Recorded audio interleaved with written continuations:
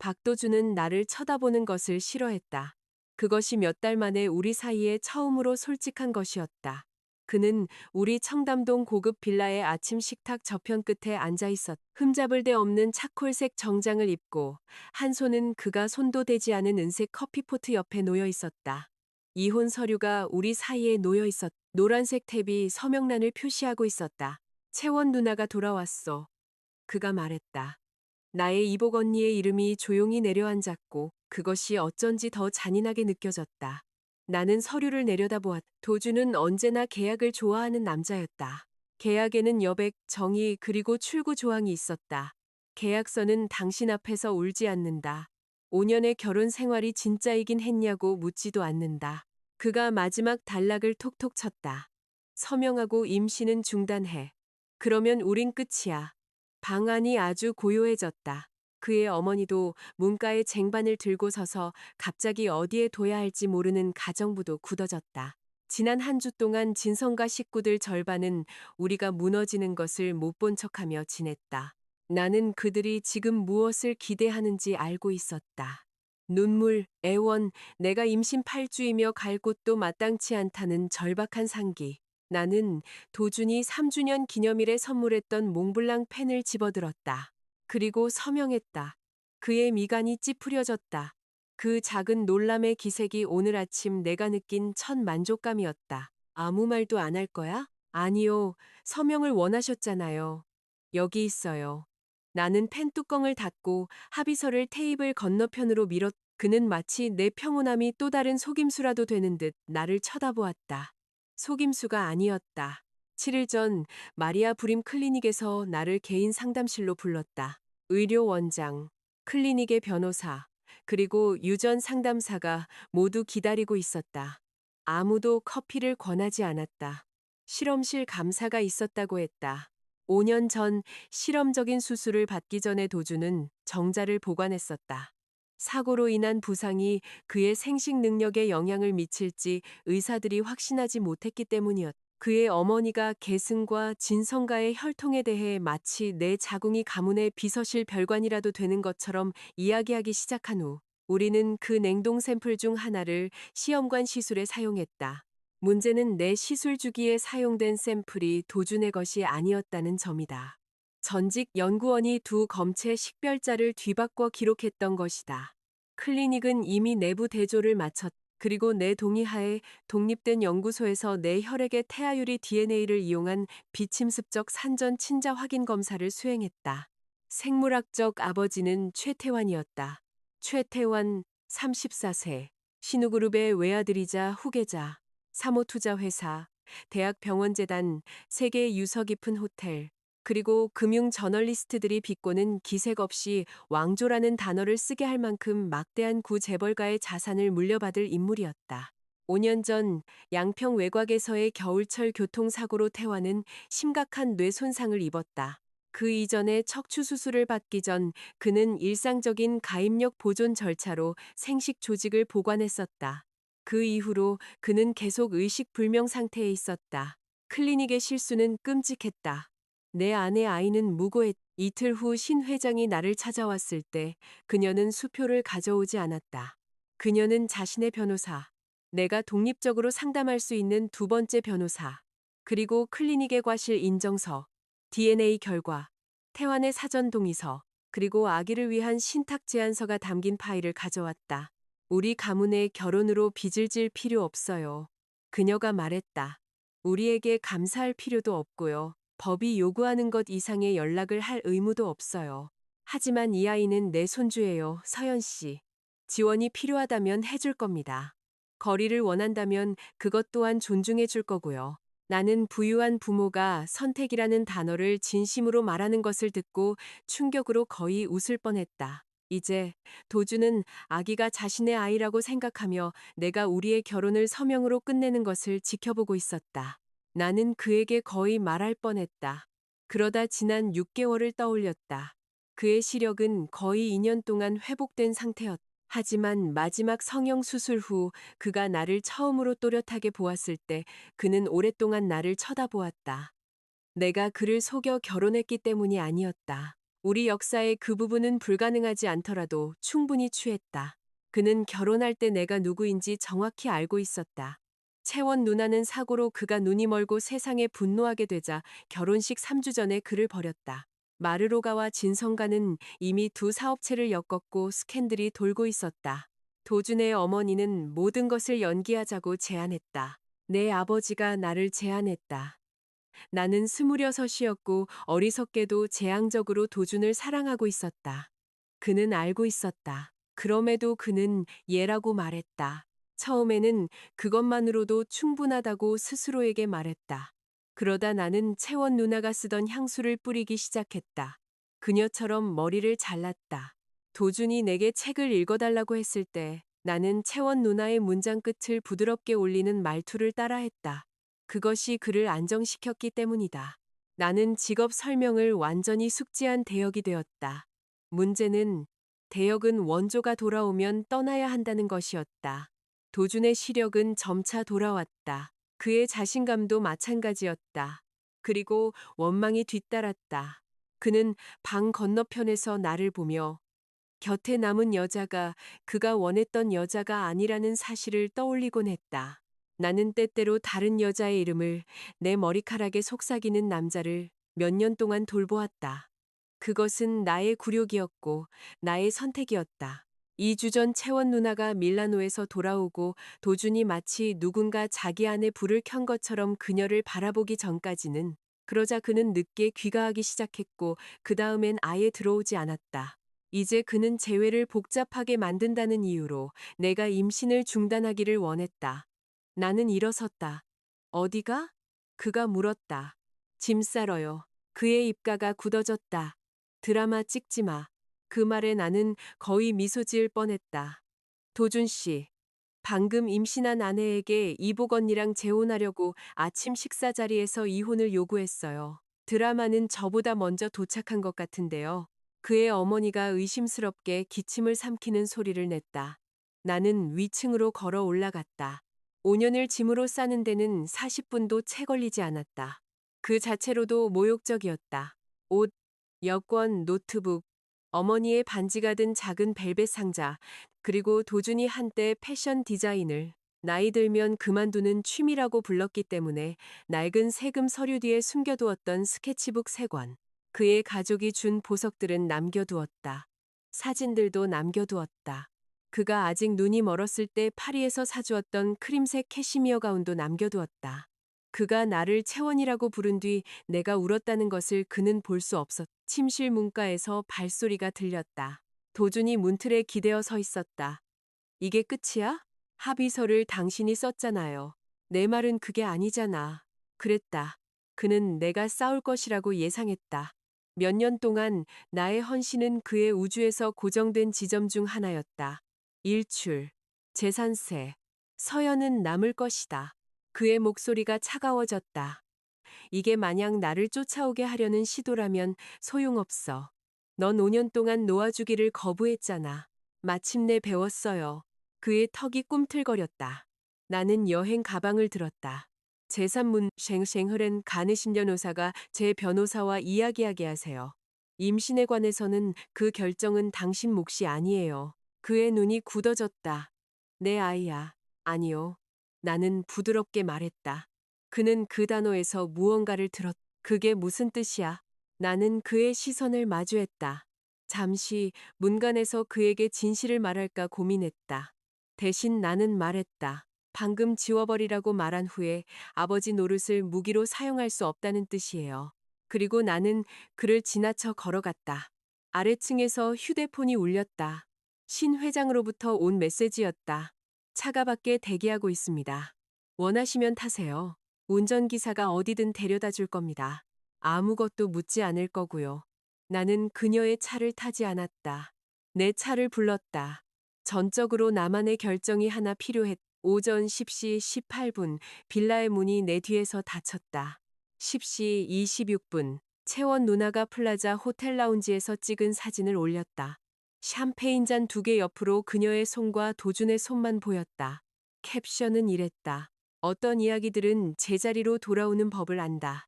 내 가장 친한 친구 민지가 물음표 6개와 한 단어와 함께 스크린샷을 보내왔다. 살인. 나는 답장했다. 템팅. 뭐 하느라 바빠?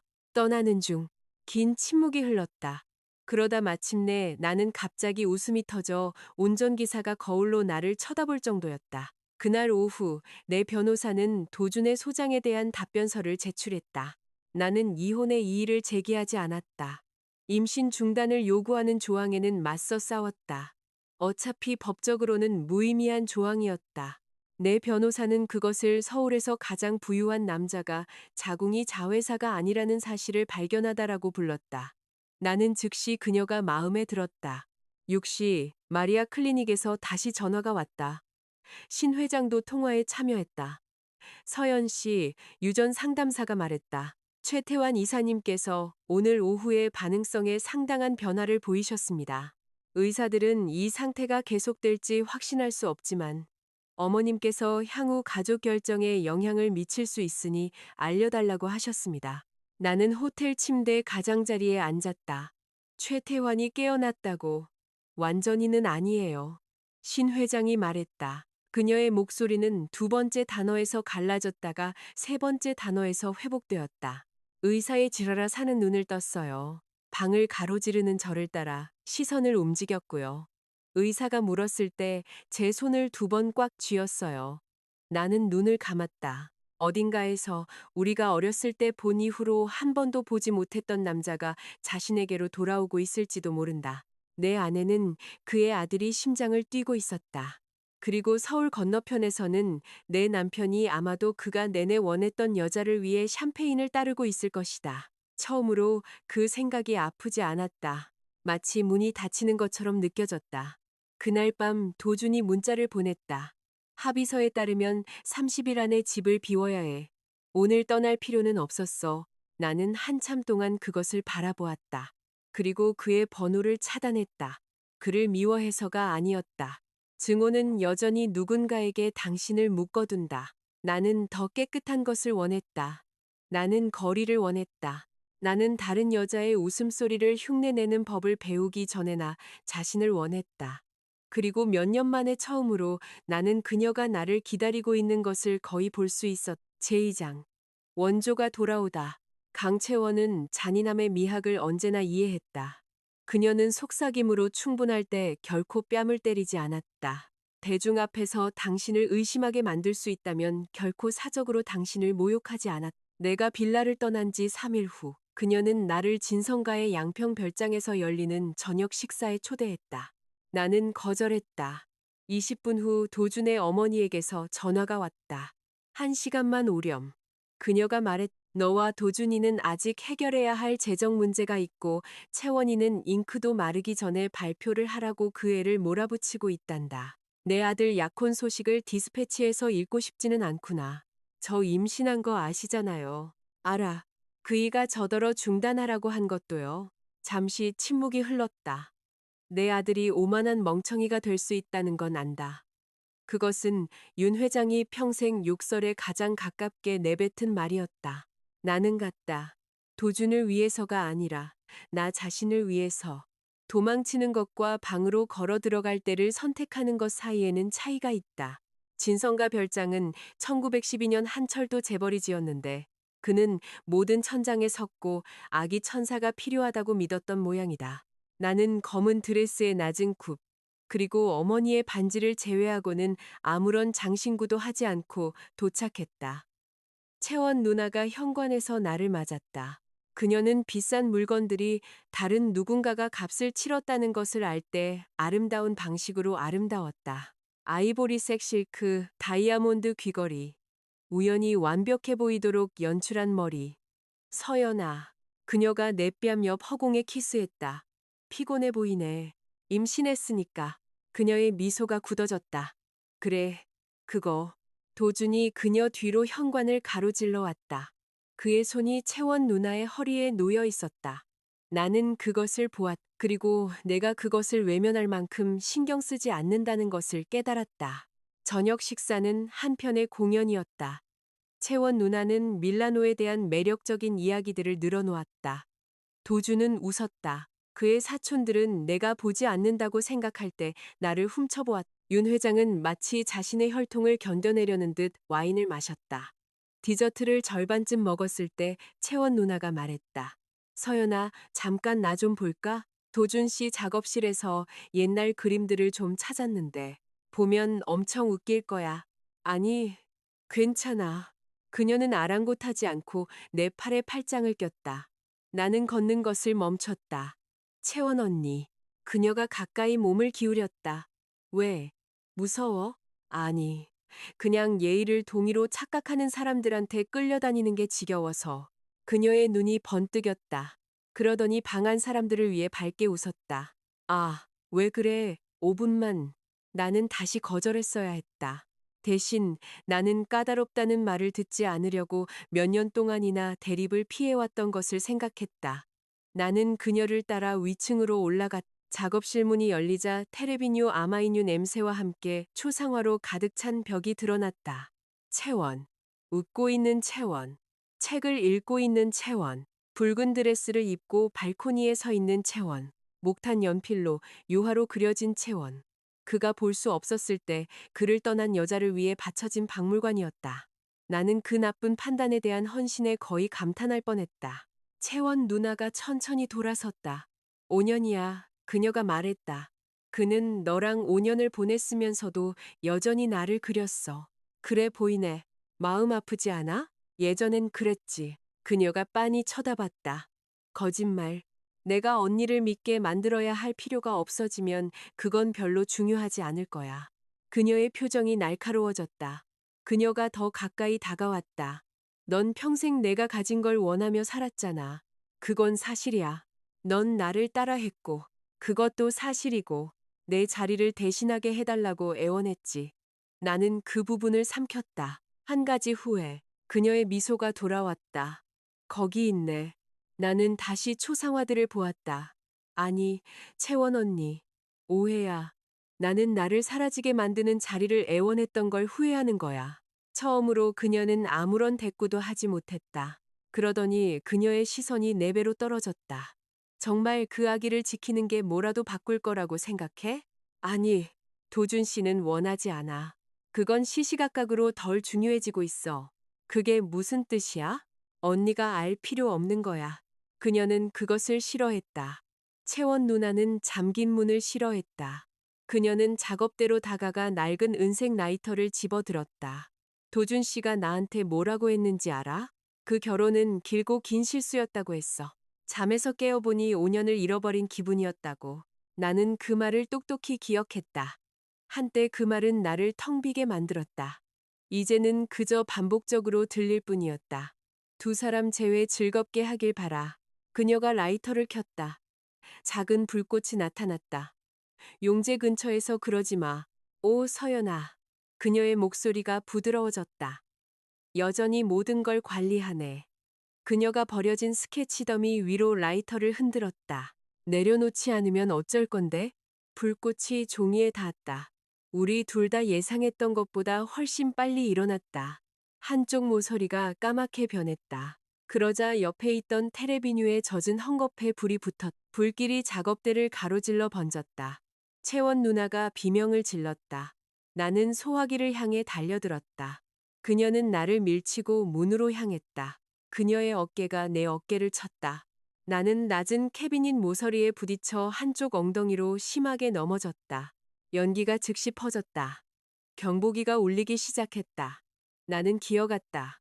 채원 언니. 그녀는 이미 문가에서 연극적으로 기침하고 있었다. 복도에서 요란한 발소리가 들려왔다. 도준이 연기 속에서 나타났다. 채원아. 물론 그는 그녀를 잡았다. 그녀는 그의 가슴에 얼굴을 묻었다. 서연이가 시작했어. 그녀가 헐떡였다. 도준의 눈이 바닥에 있는 나를 발견했다. 잠시 우리의 시선이 마주쳤다. 그러자 액자에 담긴 초상화가 그의 뒤에서 와르르 무너졌다. 그는 채원 누나를 복도로 끌어냈다. 나는 그가 돌아올 것이라고 예상했다. 그는 돌아왔다. 내 어리석은 심장이 내 뇌가 멈추기도 전에 실제로 반응했다. 그러자 도주는 방으로 몸을 숙여 불타는 이젤 옆에서 은색 로켓을 움켜쥐고 돌아섰다. 나는 웃었다. 어쩔 수 없었다. 연기가 내 폐를 채우고 옆구리는 아팠고 내가 5년 동안 사랑했던 남자는 보석을 가지러 돌아온 것이었다. 그 소리는 기침으로 나왔다. 별장의 자체 소방대 소속 소방관이 몇 초 후에 내게 다가왔다. 내가 밖에 나와 담요에 쌓여 코 밑에 산소를 공급받고 있을 때쯤 불은 작업실에 국한되어 있었다. 도주는 10피트 떨어진 곳에 채원 누나를 꼭 껴안고 서 있었다. 그가 내게 다가왔다. 도대체 무슨 생각이었어? 나는 그를 쳐다보았다. 그의 뺨에는 검댕이 묻어 있었다. 은색 로켓은 그의 주먹에 꽉 쥐어 있었다. 뭐라고요? 채원이가 네가 불을 질렀다고 하던데. 마침 테라스에서 도착한 윤 회장이 그 자리에서 멈춰섰다. 나는 말했다. 보안 카메라 확인해 보세요. 도준의 입가가 굳어졌다. 이걸 또 다른 연극으로 만들지 마. 내 안에 무언가가 조용해졌다. 산산조각 난 것도 부서진 것도 아니었다. 조용했다. 카메라 확인해요.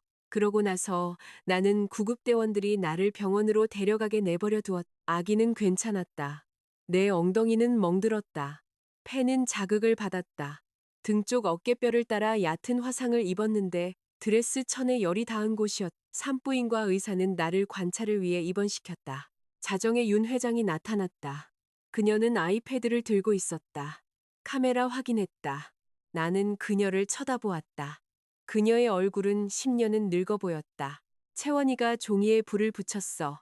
네. 너를 밀었고. 네.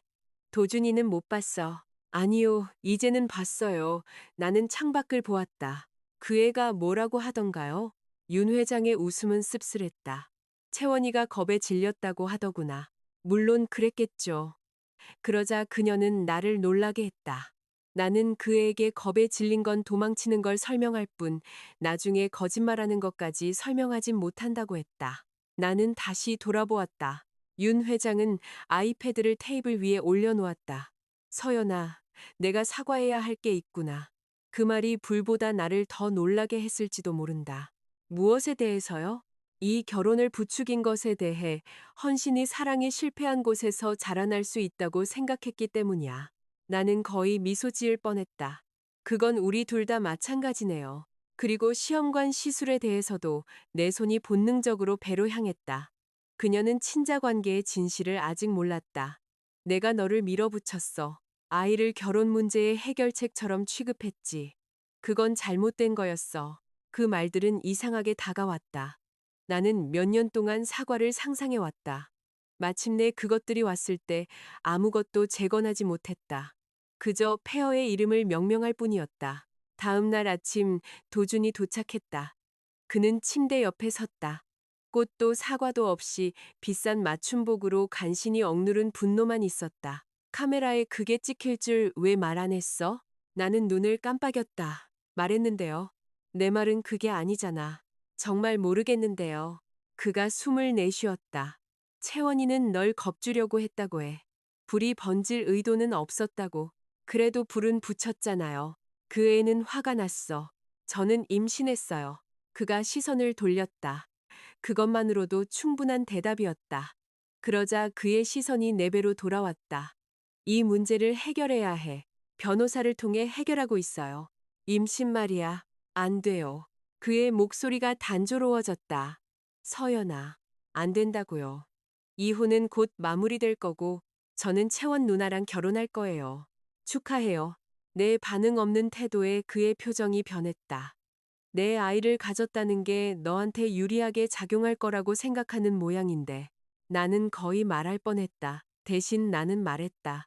당신은 내 인생의 모든 것이 당신에 관한 것이라는 환상에 놀라울 정도로 집착하고 있네요. 노크 소리가 우리를 방해했다. 네이비색 정장을 입은 여성이 방으로 들어왔다. 이서연 씨, 저는 마리아 클리닉의 외부 법률 자문인 김현주 변호사입니다. 신 회장님께서 아래층에 계십니다. 클리닉의 정보 공개를 여전히 비밀리에 처리하기를 원하시는지 확인해달라고 하셨습니다. 도준이 굳어졌다. 신우그룹? 김 변호사는 나를 보았다. 나는 잠시 눈을 감았다. 타이밍하고는 네, 비밀로 해주세요. 도준의 목소리가 날카로워졌다. 신우그룹이 당신 임신과 무슨 상관이야? 김 변호사는 대답하지 않았다. 그녀는 좋은 변호사였다. 나는 덜 훈련되어 있었다. 나는 방금 내게 불을 지른 이복 언니를 옹호한 남자를 쳐다보았다. 아기는 당신 아이가 아니에요. 침묵. 도준의 얼굴에서 표정이 사라졌다. 뭐? 클리닉이 시험관 시술 중에 다른 검체를 사용했어요. 독립 DNA 검사에서 확인됐고요. 불가능해. 일어난 일이에요. 누구컨대 나는 거절할 수도 있었다. 대신 나는 그 이름을 말했다. 최태환. 도주는 실제로 웃었다. 짧고 믿을 수 없다는 듯한 소리였다. 코마 상태인 그 남자? 이미 가족에게 통보된 그 남자요. 그의 눈이 가늘어졌. 이걸 믿으라고? 당신의 믿음은 필요 없어요. 그가 더 가까이 다가왔다. 서명하기 전에 알고 있었어? 네. 그의 얼굴에 추한 기색이 스쳐 지나갔다. 그래서 넌 거기에 앉아서 내가 생각하게 내버려 뒀구나. 뭘 생각해요? 당신 아이를 중단하라고 명령하고 있었다는 거요? 그의 턱이 꽉 다물어졌다. 나한테 말했어야지. 그리고 당신은 내 임신을 달력의 장애물처럼 취급하는 대신 내가 임신을 유지하고 싶은지 물었어야 했어요. 김 변호사가 조용히 헛기침을 했다. 박도준 씨, 이서연 씨는 임신에 관한 모든 추가적인 소통은 변호인을 통해 진행해달라고 요청했습니다. 도준은 그녀를 무시했다. 서연아, 이게 만약 신우그룹과의 어떤 거래라면 거래가 맞아요. 그의 표정이 악랄한 승리감으로 바뀌었다. 마치 내 도덕적 실패의 증거라도 찾은 것처럼. 그것 봐. 나는 웃었다. 그는 멈칫했다. 당신이 생각하는 그런 거래는 아니에요. 신 회장님은 손자를 위해 법적 지원을 제안하셨어요. 그리고 우리 가족에게 아무런 빚도 없다고도 하셨고요. 그의 승리감은 사라졌다. 나는 베개에 기댔다. 그 대화에서 이상했던 게 뭔지 알아요, 도준 씨? 그는 아무 말도 하지 않았다. 그녀는 내가 뭘 원하는지 물었어요. 우리 결혼 생활에서 처음으로 그 비교는 거의 불공평하게 느껴졌다. 나는 그를 다른 남자와 비교하는 것이 아니라 기본적인 인간적 품위와 비교하고 있었다. 도주는 한참 동안 나를 쳐다보았다. 그리고 떠났다. 그날 오후, 나는 변호사에게 우리가 법적으로 할 수 있는 모든 것을 서둘러 달라고 요청했다. 비상 연락처를 바꿨다. 남은 짐을 창고로 옮겼다. 그리고 민지가 서울을 떠나 어디로 갈 계획이냐고 물었을 때 나는 사실대로 말했다. 제주도. 신 회장님께서 재활센터 근처에 게스트 코티지를 제안하셨어. 민지가 생각에 잠긴 소리를 냈다. 있잖아, 모든 재벌 로맨스는 이렇게 시작되던데. 이건 의료소송이 시작되는 방식이야. 그것도 맞지. 나는 나도 모르게 미소 지었다. 밖에서는 서울 위로 눈이 내리기 시작했다. 내 결혼 생활은 11일 남았. 처음으로 나는 붙잡는 대신 카운트다운을 하고 있었다. 제3장. 그가 거부한 아이. 이혼은 목요일에 확정되었다. 빨간 책자도 의례적인 도장도 극적인 관공서도 없었다. 그저 서명, 전자제출, 판사의 승인, 그리고 오전 9시 14분에 내 변호사로부터 온 이메일뿐이었다. 판결이 확정되었습니다. 법적으로 이혼하셨습니다. 나는 그것을 2번 읽었다. 그리고 토스트를 만들었다. 자유는 버터와 커피 맛이 나는 모양이었다. 민지에게서 전화가 왔다. 샴페인 마실까? 나 임신했어. 아, 맞다. 그럼 무알콜 스파클링 사이다랑 엄청난 케이크. 콜. 제주도로 떠나기 전 서울에서 마지막 약속이 하나 있었다. 결혼 생활 동안 도준이 사준 아파트 매각을 마무리하기 위해 변호사와 만나는 것이었다. 그는 그것을 온전히 내게 주겠다고 제안했다. 나는 거절했다. 덜 원해서가 아니라 깨끗한 숫자를 원했기 때문이다. 우리 변호사들은 결혼 기간 동안의 지분을 계산했다. 나는 내가 받을 자격이 있는 것만 정확히 받았다. 몇 년 동안 나를 내 결혼 생활의 손님처럼 느끼게 만든 남자와 관련된 집은 원하지 않았다. 법률사무소를 나왔을 때 채원 누나가 엘리베이터 옆에서 기다리고 있었다. 물론 그녀였다. 그녀는 실내에서 선글라스를 쓰고 있었다. 나는 점점 예측 가능해지네. 그녀의 입술이 굳어졌다. 도준 씨가 이혼 처리됐다고 말해줬어. 그럼 축하해. 언니가 이겼네. 그녀는 선글라스를 벗었다. 작업실 화재로 입은 관자놀이 근처에 멍이 희미해져 있었다. 질투하는 것 같지 않네. 안 하니까 귀엽네. 아니, 채원 언니. 26에 언니 향수 따라 쓰던 게 귀여웠던 거지. 이건 탈진이야. 그녀의 미소가 흔들렸다. 그러더니 말했다. 신우그룹 아기 덕분에 나보다 나은 사람이라도 된 것 같아? 나는 얼어붙었다. 아주 소수의 사람만 아는 사실이었다. 누가 말해줬어? 사람들이 말하지. 어떤 사람들. 그녀가 어깨를 으쓱했다. 그것만으로도 충분했다. 도준. 아마 의도적으로는 아니었을 것이다. 아마 화가 나서, 아마 그가 여전히 개인정보를 자신이 배포할 수 있는 것으로 취급했기 때문일 것이다. 채원 누나가 더 가까이 다가왔다. 아버지가 거의 식물인간이라던데. 차가운 무언가가 내 몸을 훑고 지나갔다. 조심해. 뭐? 그냥 그렇다는 거지. 한 재벌가에서 다른 재벌가로 갈아탄 거잖아. 난 아무것도 갈아타지 않았어. 언니는 항상 이런 식이야. 순진한 척하면서 자기만의 작은 구조작전을 꾸미지. 나는 그녀를 쳐다보았다. 채원 언니, 나 10분 후에 회의가 있어서 짧게 말할게. 언니는 불을 냈어. 거짓말했고 나한테 덮어씌우려고 했. 내가 고소하지 않은 건 진성과 변호사들이 보험사와 소방당국 조사가 끝날 때까지 기다려달라고 애원했기 때문이야. 계속 나를 따라다니면 그 결정은 바뀔 거야. 그녀의 얼굴이 하얗게 질렸다. 설마, 할 거야. 처음으로 그녀는 나를 믿었다. 나는 엘리베이터에 탔다. 그녀가 내 뒤에서 소리쳤다. 서연아, 문이 닫히기 시작했다. 도준 씨는 널 사랑한 적 없어. 나는 그녀의 눈을 마주했다. 알아. 문은 그녀의 침묵 위로 닫혔다. 그것이 내가 떠나기 전 마지막 추한일이었어야 했다. 아니었다. 어머니는 안나라는 이름으로 경기도의 작은 묘지에 묻혀 있었다. 대부분의 마르로가 사람들은 그녀가 존재하지 않았던 것처럼 행동했다. 아버지는 한때 그녀와 약혼했었다. 그러다 더 부유한 여자를 만나 결혼했고 나중에 그녀의 부모님이 돌아가시고 갈 곳이 없어지자 어머니를 집안의 고용인으로 다시 들였다. 나는 그 집에서 딸이 아닌 모두가 볼 수 있는 실수로 자랐다. 채원 누나는 피아노 레슨을 받았다. 나는 피아노 방을 청소했다. 채원 누나는 생일 파티를 열었다. 손님들이 떠난 후 어머니와 나는 부엌에서 식사했다. 그 잔인함은 사람들이 부유한 가족에 대해 이야기하는 막장 드라마보다 조용했다. 하지만 조용한 잔인함은 더 오래간다. 아무도 그것을 멈출 만큼 극적이라고 생각하지 않기 때문이다. 어머니가 돌아가셨을 때 나는 내 돈으로 묘비를 세웠다. 서울을 떠나기 전 그곳에 갔다. 청동 명패가 묘비에서 뜯겨져 있었다.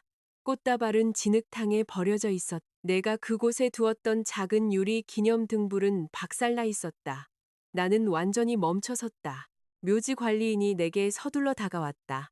이서연 씨, 죄송합니다. 파일에 있는 번호로 전화드렸는데 휴대폰이 꺼져 있었어요. 카메라가 있습니다. 배가 조여왔다. 그는 사무실에서 영상을 보여주었다. 도준이 아니었다. 채원 누나였다. 채원 누나는 해 진력해 혼자 왔다. 그녀는 등불을 걷어차고 명패를 뜯어냈다. 그러고는 종이봉투에 담긴 쓰레기를 무덤 위에 쏟아붓고 사진을 찍었다. 내 첫 감정은 슬픔이 아니었다. 명료함이었다. 나는 평생 동안 충분히 견디면 결국 사람들이 자신의 잔인함에 부끄러워할 것이라고 생각하며 살아왔다. 어떤 사람들은 절대 그렇지 않다. 어떤 사람들은 결과가 닥쳐올 때만 멈춘다. 나는 경찰에 신고했다. 그 다음엔 변호사에게 그 다음엔 묘지보험사에 전화했다. 채원 누나는 그날 저녁 재물 손괴 및 분묘 훼손 혐의로 체포되었다. 도준이 새로운 번호로 전화했다. 서연아, 제발 이러지 마. 나는 관리인이 조심스럽게 묘비를 닦는 동안 어머니의 무덤 옆에 서 있었다. 뭐려? 이걸 형사사건으로 만들지 말라는 거야. 무덤을 훼손했을 때 그녀가 형사사건으로 만든 거죠. 그 애는 스트레스를 받고 있어. 저도 마찬가지예요. 전 아무 무덤도 파괴하지 않았는데요. 그가 거칠게 숨을 내쉬었다. 그 애는 내 아내가 될 사람이야. 그건 당신 문제처럼 들리네요. 서연아, 아니요. 당신이 떠나라고 했고, 전 떠났어요. 당신은 채원 누나를 원했고, 가졌잖아요. 당신이 가지지 못한 건 결과가 불편하다는 이유로 나에게 그녀를 결과로부터 보호해달라고 요청할 권리예요. 그는 침묵했다. 나는 어머니의 이름을 보았다. 다시는 전화하지 마세요. 다음 날 나는 실험실 오류에 대한 마지막 회의를 위해 마리아 클리닉에 갔다. 도준이 로비에 있었다. 나는 거의 돌아설 뻔했다. 그러다 그에게서 3미터 뒤에 서 있는 사설 경호원과 접수 데스크 옆에 병원 행정직원을 보았다. 그는 그곳에서 나를 해칠 수 없었다. 그가 다가왔다. 얘기 좀 해. 할 얘기 없어요. 클리닉이랑 얘기했어. 그들이 너랑 아무것도 상의하면 안 됐어. 안 했어요. 제 변호사가 질문을 보냈죠. 나는 한숨을 쉬었다. 뭘 원해요? 그의 시선이 내 배로 떨어졌다. 네가 무슨 짓을 하고 있는지 이해했으면 좋겠어. 나는 조용히 웃었다. 저는 임신을 이해해요. 넌 회복하지 못할지도 모르는 남자의 아이를 가졌어. 그게 제가 원하는 임신을 끝낼 이유는 안 돼요. 넌 신우그룹과 영원히 엮이는 거야. 알고 있어요. 넌 그들을 몰라. 신 회장님은 지난 한 주 동안 당신이 지난 1년 동안 저를 대한 것보다 더 잘해주셨어요. 그의 얼굴이 굳어졌다. 드라마틱하네. 이혼 합의서에 아내에게 낙태 조항을 요구하는 것도 드라마틱했죠. 의사가 나와서 내 이름을 불렀다. 도준이 우리 사이에 끼어들었다. 선생님, 잠시만요. 의사가 그를 쳐다보았다. 아니요, 그럴 필요 없습니다. 도준이 눈을 깜빡였다. 제가 남편입니다. 전 남편이죠. 내가 말했다. 의사가 한 번 고개를 끄덕였다. 그리고 여전히 부부라 할지라도 이서연 씨의 임신에 대한 결정은 이서연 씨에게 속한 겁니다. 그의 귀가 빨개졌다. 그는 돈과 성격의 힘이 권위가 없는 곳에서 권위를 창출할 것이라고 기대했다. 그렇지 않았다. 그때 엘리베이터가 열렸다. 신 회장이 2명의 변호사와 짙은 오버코트를 입은 키 큰 남자와 함께 걸어 나왔다. 그는 전문 경호원의 고요함을 지니고 있었다. 도준의 눈이 가늘어졌다. 신 회장은 그렇지 않았다. 박도준 군. 신 회장님. 그녀가 내 곁으로 왔다. 준비됐어요? 네. 도준이 나를 그리고 그녀를 보았다. 그래서 이게 당신이 원했던 건가? 나는 뼛속까지 피곤함을 느꼈다. 내가 내리는 모든 결정을 당신에 대한 공격으로 만들지 마세요. 이게 우연이라고 믿으라고? 클리닉의 실수는 우연이에요. 제 이혼은 당신 행동의 결과고요. 그의 입이 열렸다. 신 회장이 그가 말하기 전에 말했다. 제 아들이 매일 점점 더 긴 시간 동안 의식을 되찾고 있어요. 도준이 침묵했다. 나도 그랬다. 신 회장의 평정이 한순간 아름답게 깨졌다. 어제 제 이름을 불렀어요. 나는 입을 막았다. 기억해요? 얼마나 기억하는지는 몰라요.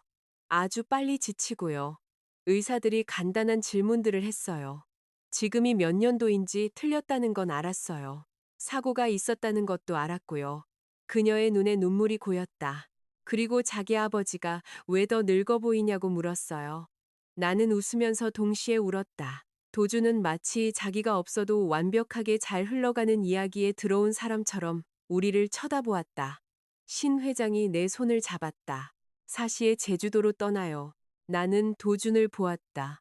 몇 년 동안 나는 그가 지금처럼 나를 봐주기를 간절히 바랐었다. 사랑이 아니라 불확실함으로 그는 더 이상 내 인생에서 자신이 어떤 역할을 하는지 몰랐다. 그건 건강한 것이었다. 잘 가요, 도준 씨. 그가 내 이름을 불렀다. 나는 걸어나갔다. 신우재활 요양원은 제주도 바닷가에서 멀지 않은 숲이 우거진 언덕 위에 자리 잡고 있었다. 병원이라기보다는 가문의 오래된 여름 별장에 붙어 있는 은밀한 사설 의료센터에 가까웠다. 신 회장이 내게 게스트 코티지 열쇠를 주었다. 하룻밤을 묵어도 되고 1년을 묵어도 돼요. 한 달이요. 내가 말했다. 그녀가 미소 지었다. 그러다 원하면 갱신하고요. 부담도 연기도 필요 없어요. 태화는 첫날 나를 만날 준비가 되어 있지 않았다. 그의 신경과 의사는 장기간의 의식 장애에서 회복하는 것은 고르지 않을 수 있다고 설명했다. 좋은 시간, 나쁜 시간, 혼란, 피로, 초조, 기억 상실. 나는 그 강의가 필요하지 않았다. 진실이 필요했다. 완전히 회복할 수 있나요? 모릅니다. 장애가 남을 수도 있나요? 네. 아이가 있을 수 있다는 걸 이해하나요? 아직요. 복잡한 정보를 받아들일 수 있을 만큼 안정되기를 바라고 있습니다. 나는 고개를 끄덕였다. 그날 밤 나는 코티지 현관에 서서 대서양의 소리를 들었다. 내 휴대폰은 조용했다. 도준도 채원도 마르로도 없이 그저 바람 소리뿐이었다. 자정의 신 회장이 문자를 보냈다. 밤을 달라고 하네요. 나는 메시지를 쳐다보았다. 기억 하나가 열렸. 나는 12살이었고 휴일 파티 동안 마르로가 별장 차고 뒤에 앉아 있었다. 채원 누나가 여자애들 무리에게 내가 하인들 식료품 저장실 냄새가 난다고 말해서 숨어 있었다. 14살, 어쩌면 15살쯤 되는 소년이 나를 거기서 발견했다. 검은 머리, 진지한 얼굴. 그는 신우그룹 사람들과 함께 방문 중이었다. 그는 아무 질문도 없이 내 옆에 앉아 종이봉투에서 구운 밤을 까주었다. 너무 빨리 먹잖아. 그가 말했다. 나는 그를 쏘아보았다. 그는 아무 말 없이 하나 더 건네주었다. 최태환, 나는 이제 속삭였다. 20년 동안 그를 생각하지 않았었다. 나는 답장했다. 밤 6개 훔쳐먹던 여자애 기억하는지 물어봐 주세요. 3분 후, 신 회장이 답했다. 9개였대요. 나는 현관 계단에 주저앉았다. 그러고는 울 때까지 웃었다. 제사장, 깨어난 남자. 내가 최태환이 깨어있는 것을 처음 보았을 때 그는 숟가락에 화가 나 있었다. 시적이지도 낭만적이지도 않았다. 숟가락이었다. 그의 작업 치료사가 그 앞에 오트밀 한 그릇을 놓고 도움 없이 숟가락을 입으로 가져가라고 말했다. 태환의 오른손이 너무 심하게 떨려서 오트밀 절반이 쟁반에 떨어졌다. 그는 그것을 그리고 치료사를 쳐다보았다. 굴욕적이군요. 그의 목소리는 오랫동안 사용하지 않아 거칠었다. 치료사가 미소 지었다. 좋습니다. 분노는 에너지죠. 다시 해보세요. 나는 문가에 서서 사라져야 할지 고민했다. 태환이 나를 알아차렸다. 그의 눈은 내가 기억하던 것보다 더 짙었고 얼굴은 더 야위었고 관자놀이 쪽 머리는 너무 길었다. 그는 다른 모든 사람들이 계속 살아온 후에야 자신의 삶에 뚝 떨어진 사람처럼 보였다. 이서연, 나는 숨 쉬는 법을 잊었다. 치료사가 우리 사이를 힐끗 보았다. 아는 분이세요? 태환의 입이 움직였다. 밤도둑. 나는 너무 세게 웃어서 문틀을 잡아야 했다. 그 얘기 20년 전 일이에요. 9개, 6개, 9개. 치료사는 기뻐 보였다. 훌륭한 자전적 기억력이네요. 태환이 그를 쏘아보았다. 제 의학적 진전이 훔친 간식으로 측정될 수 있다니 기쁘군요. 그것이 우리의 재회였다. 바이올린도, 오트밀도 아니었다. 나중에 신 회장이 그에게 임신에 대해 말했다. 그녀는 내가 자리에 없어야 한다고 주장했다. 당신 반응에 책임감을 느끼지 않고 들어야 해요. 그녀가 말했다. 다시 한번 신우그룹 사람들은 나를 의심하게 만들 정도로 경계를 이해했다. 태환은 다음날 오후에 나를 보자고 했다. 그는 창가 휠체어에 앉아 있었다. 나는 그의 맞은편에 앉았다. 잠시 동안 우리 둘 다 아무 말도 하지 않았다. 마침내 그가 말했다. 어머니께서 클리닉이 제 샘플을 사용했다고 말씀하셨어요. 네. 그리고 DNA 검사 결과 아기가 생물학적으로 제 아이라는 것이 확인되었고요. 네. 그는 내 배를 보았다가 즉시 다시 내 얼굴을 보았다. 아기를 원해요? 그 질문은 다른 어떤 것보다 나를 강하게 때렸다. 네. 그럼 저도 원해요. 나는 침을 삼켰다. 혈연 때문에 그렇게 결정할 필요 없어요. 알아요. 깨어난 지 5분밖에 안 됐잖아요. 18일 됐어요. 제 말 무슨 뜻인지 알잖아요. 그의 입가가 실룩거렸다. 알아요. 그가 숨을 들이마셨다. 아직 어떤 아버지가 될 수 있을지 모르겠어요. 두 사람이 붙어 있지 않으면 서지도 못해요. 피곤하면 단어를 잊어버리고요. 가구를 던져버리고 싶을 만큼 두통이 있어요. 지금은 극적으로 가구를 던질 균형 감각도 없지만요. 나는 미소 지었다. 하지만 당신이 제가 참여하기를 원한다면 그가 말을 이었다. 기회를 갖고 싶어요. 그게 전부였다. 왕조도 후계자도 아기가 그의 이름을 따라야 한다는 요구도 없었다. 그저 기회였다. 알겠어요. 내가 말했다. 그가 고개를 끄덕였다. 좋아요. 다음 3개월 동안 우리는 서로를 다시 배웠다. 태화는 걷는 법을 다시 배웠다.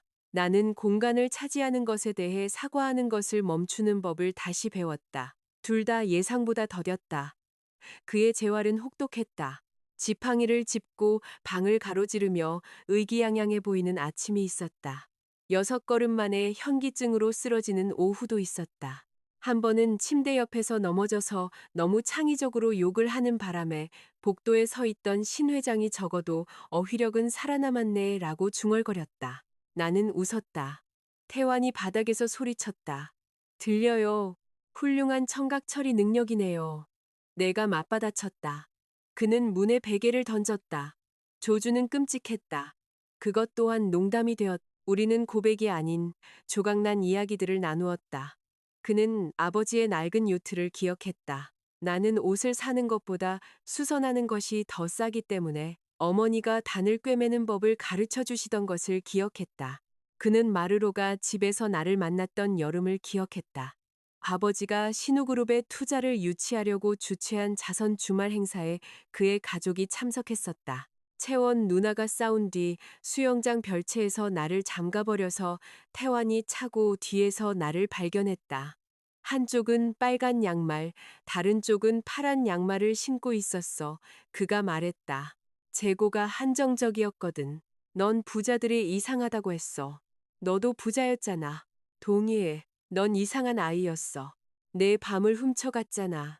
그건 이미 확립된 사실이잖아. 임신 4개월 차에 나는 사람들이 아기를 태환의 아들이라고 부를 때 더 이상 움찔하지 않게 되었다. 5개월 차에 태환은 지팡이를 짚고 40야드를 걸을 수 있었다. 6개월 차에 그는 왜 내가 아무에게도 보여주지 않는 드레스 스케치북을 가지고 있는지 물었다. 나는 즉시 그것을 닫았다. 아무 이유 없어. 그가 눈썹을 치켜 올렸다. 거짓말쟁이. 예전에 패션을 좋아했어. 과거형이네. 난 31살이야. 그래서 디자인 학위도 없고 업계 경력도 없어. 임신 중이고 당신 가족의 게스트 코티지에 살면서 우연히 우리를 부모로 만든 불임 클리닉을 당신 어머니 변호사들이 고소하는 동안 말이야. 그가 그 바쁜 한 해를 생각했다. 나는 웃었다. 진심이야. 나도 진심이야. 그중 어느 부분이 네가 옷을 디자인하면 안 된다는 뜻인데? 실용적이지 않아. 태환이 스케치북을 향해 손을 뻗었다. 나는 그것을 멀리했다. 절대 안 돼. 서연아, 안 돼. 인류 역사상 가장 비낭만적인 의료 과실로 우리가 아이를 갖게 돼서 내 상상 속에서 당신이 병원 가운을 입고 거의 벌거벗은 모습을 본 적도 있어. 스케치 정도는 견딜 수 있을 것 같은데. 나는 쳐다보다가 나도 모르게 웃었다. 그가 미소 지었다. 거기, 뭐가? 그 표정. 그런 표정을 지을 때 결정을 내려야 해. 나는 그에게 책을 건넸다. 그는 천천히 페이지를 넘겼다. 비대칭 칼라가 있는 겨울 코트. 스테인드 글라스에서 영감을 받은 실크 이브닝 드레스. 내가 여백의 여자들에게도 물건은 있다고 적어 놓았기 때문에 숨겨진 내부 주머니가 있는 심플한 검은색 정장. 태환이 멈췄다. 이거 좋은데. 당신은 자격이 없어. 아니. 하지만 어머니는 자격이 있지. 나는 미간을 찌푸렸다. 어머니가 패션에 대해 뭘 아시는데? 우리 둘보다 더 많이. 15년 동안 메트로폴리탄 박물관의 의상 보존에 자금을 지원해 오셨거든. 물론 그랬겠지. 구 재벌가는 피곤했다. 나는 다음 행보가 돈일 것이라고 예상했다. 수표, 스튜디오, 신우 캐피탈이 나를 론칭하겠다는 극적인 선언. 태화는 그런 것들을 하지 않았다. 그가 물었다. 뭐가 도움이 될까? 나는 그 질문에 잠시 앉아 있었다. 수업. 그럼 수업을 들어. 내가 수업료 낼 수 있어. 알아. 그는 내가 그걸 모를 거라고 생각했다는 사실에 거의 기분 나빠 보였다.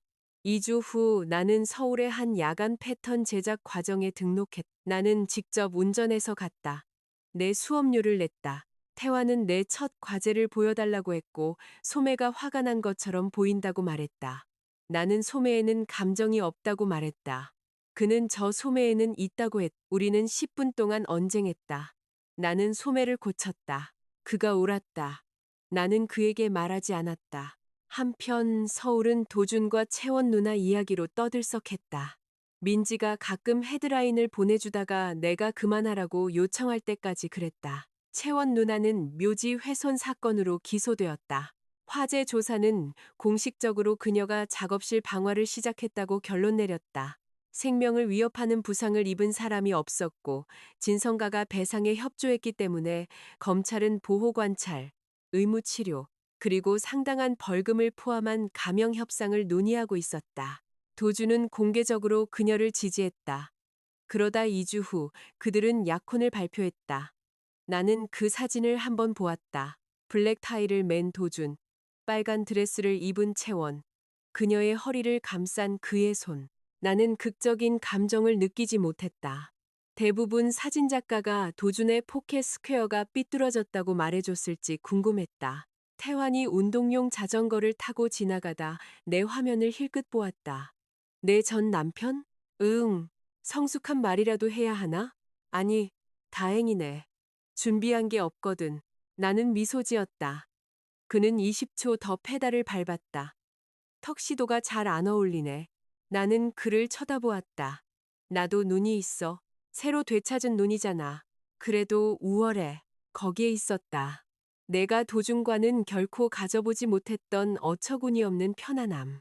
도중과 나는 유령으로 가득 찬 방에서 사랑했다. 태환과 나는 소독제와 고무 바닥 냄새가 희미하게 나는 재활체육관에서 친구가 되는 법을 배우고 있었다. 로맨틱하게 느껴져서는 안 됐다. 때로는 그랬다. 어느 날 저녁 우리가 현관에 앉아 있을 때 아기가 세게 찼다. 나는 의자 가장자리를 잡았다. 태환이 창백해졌다. 무슨 일이야? 찼어. 좋은 거야? 응. 확실해, 태환?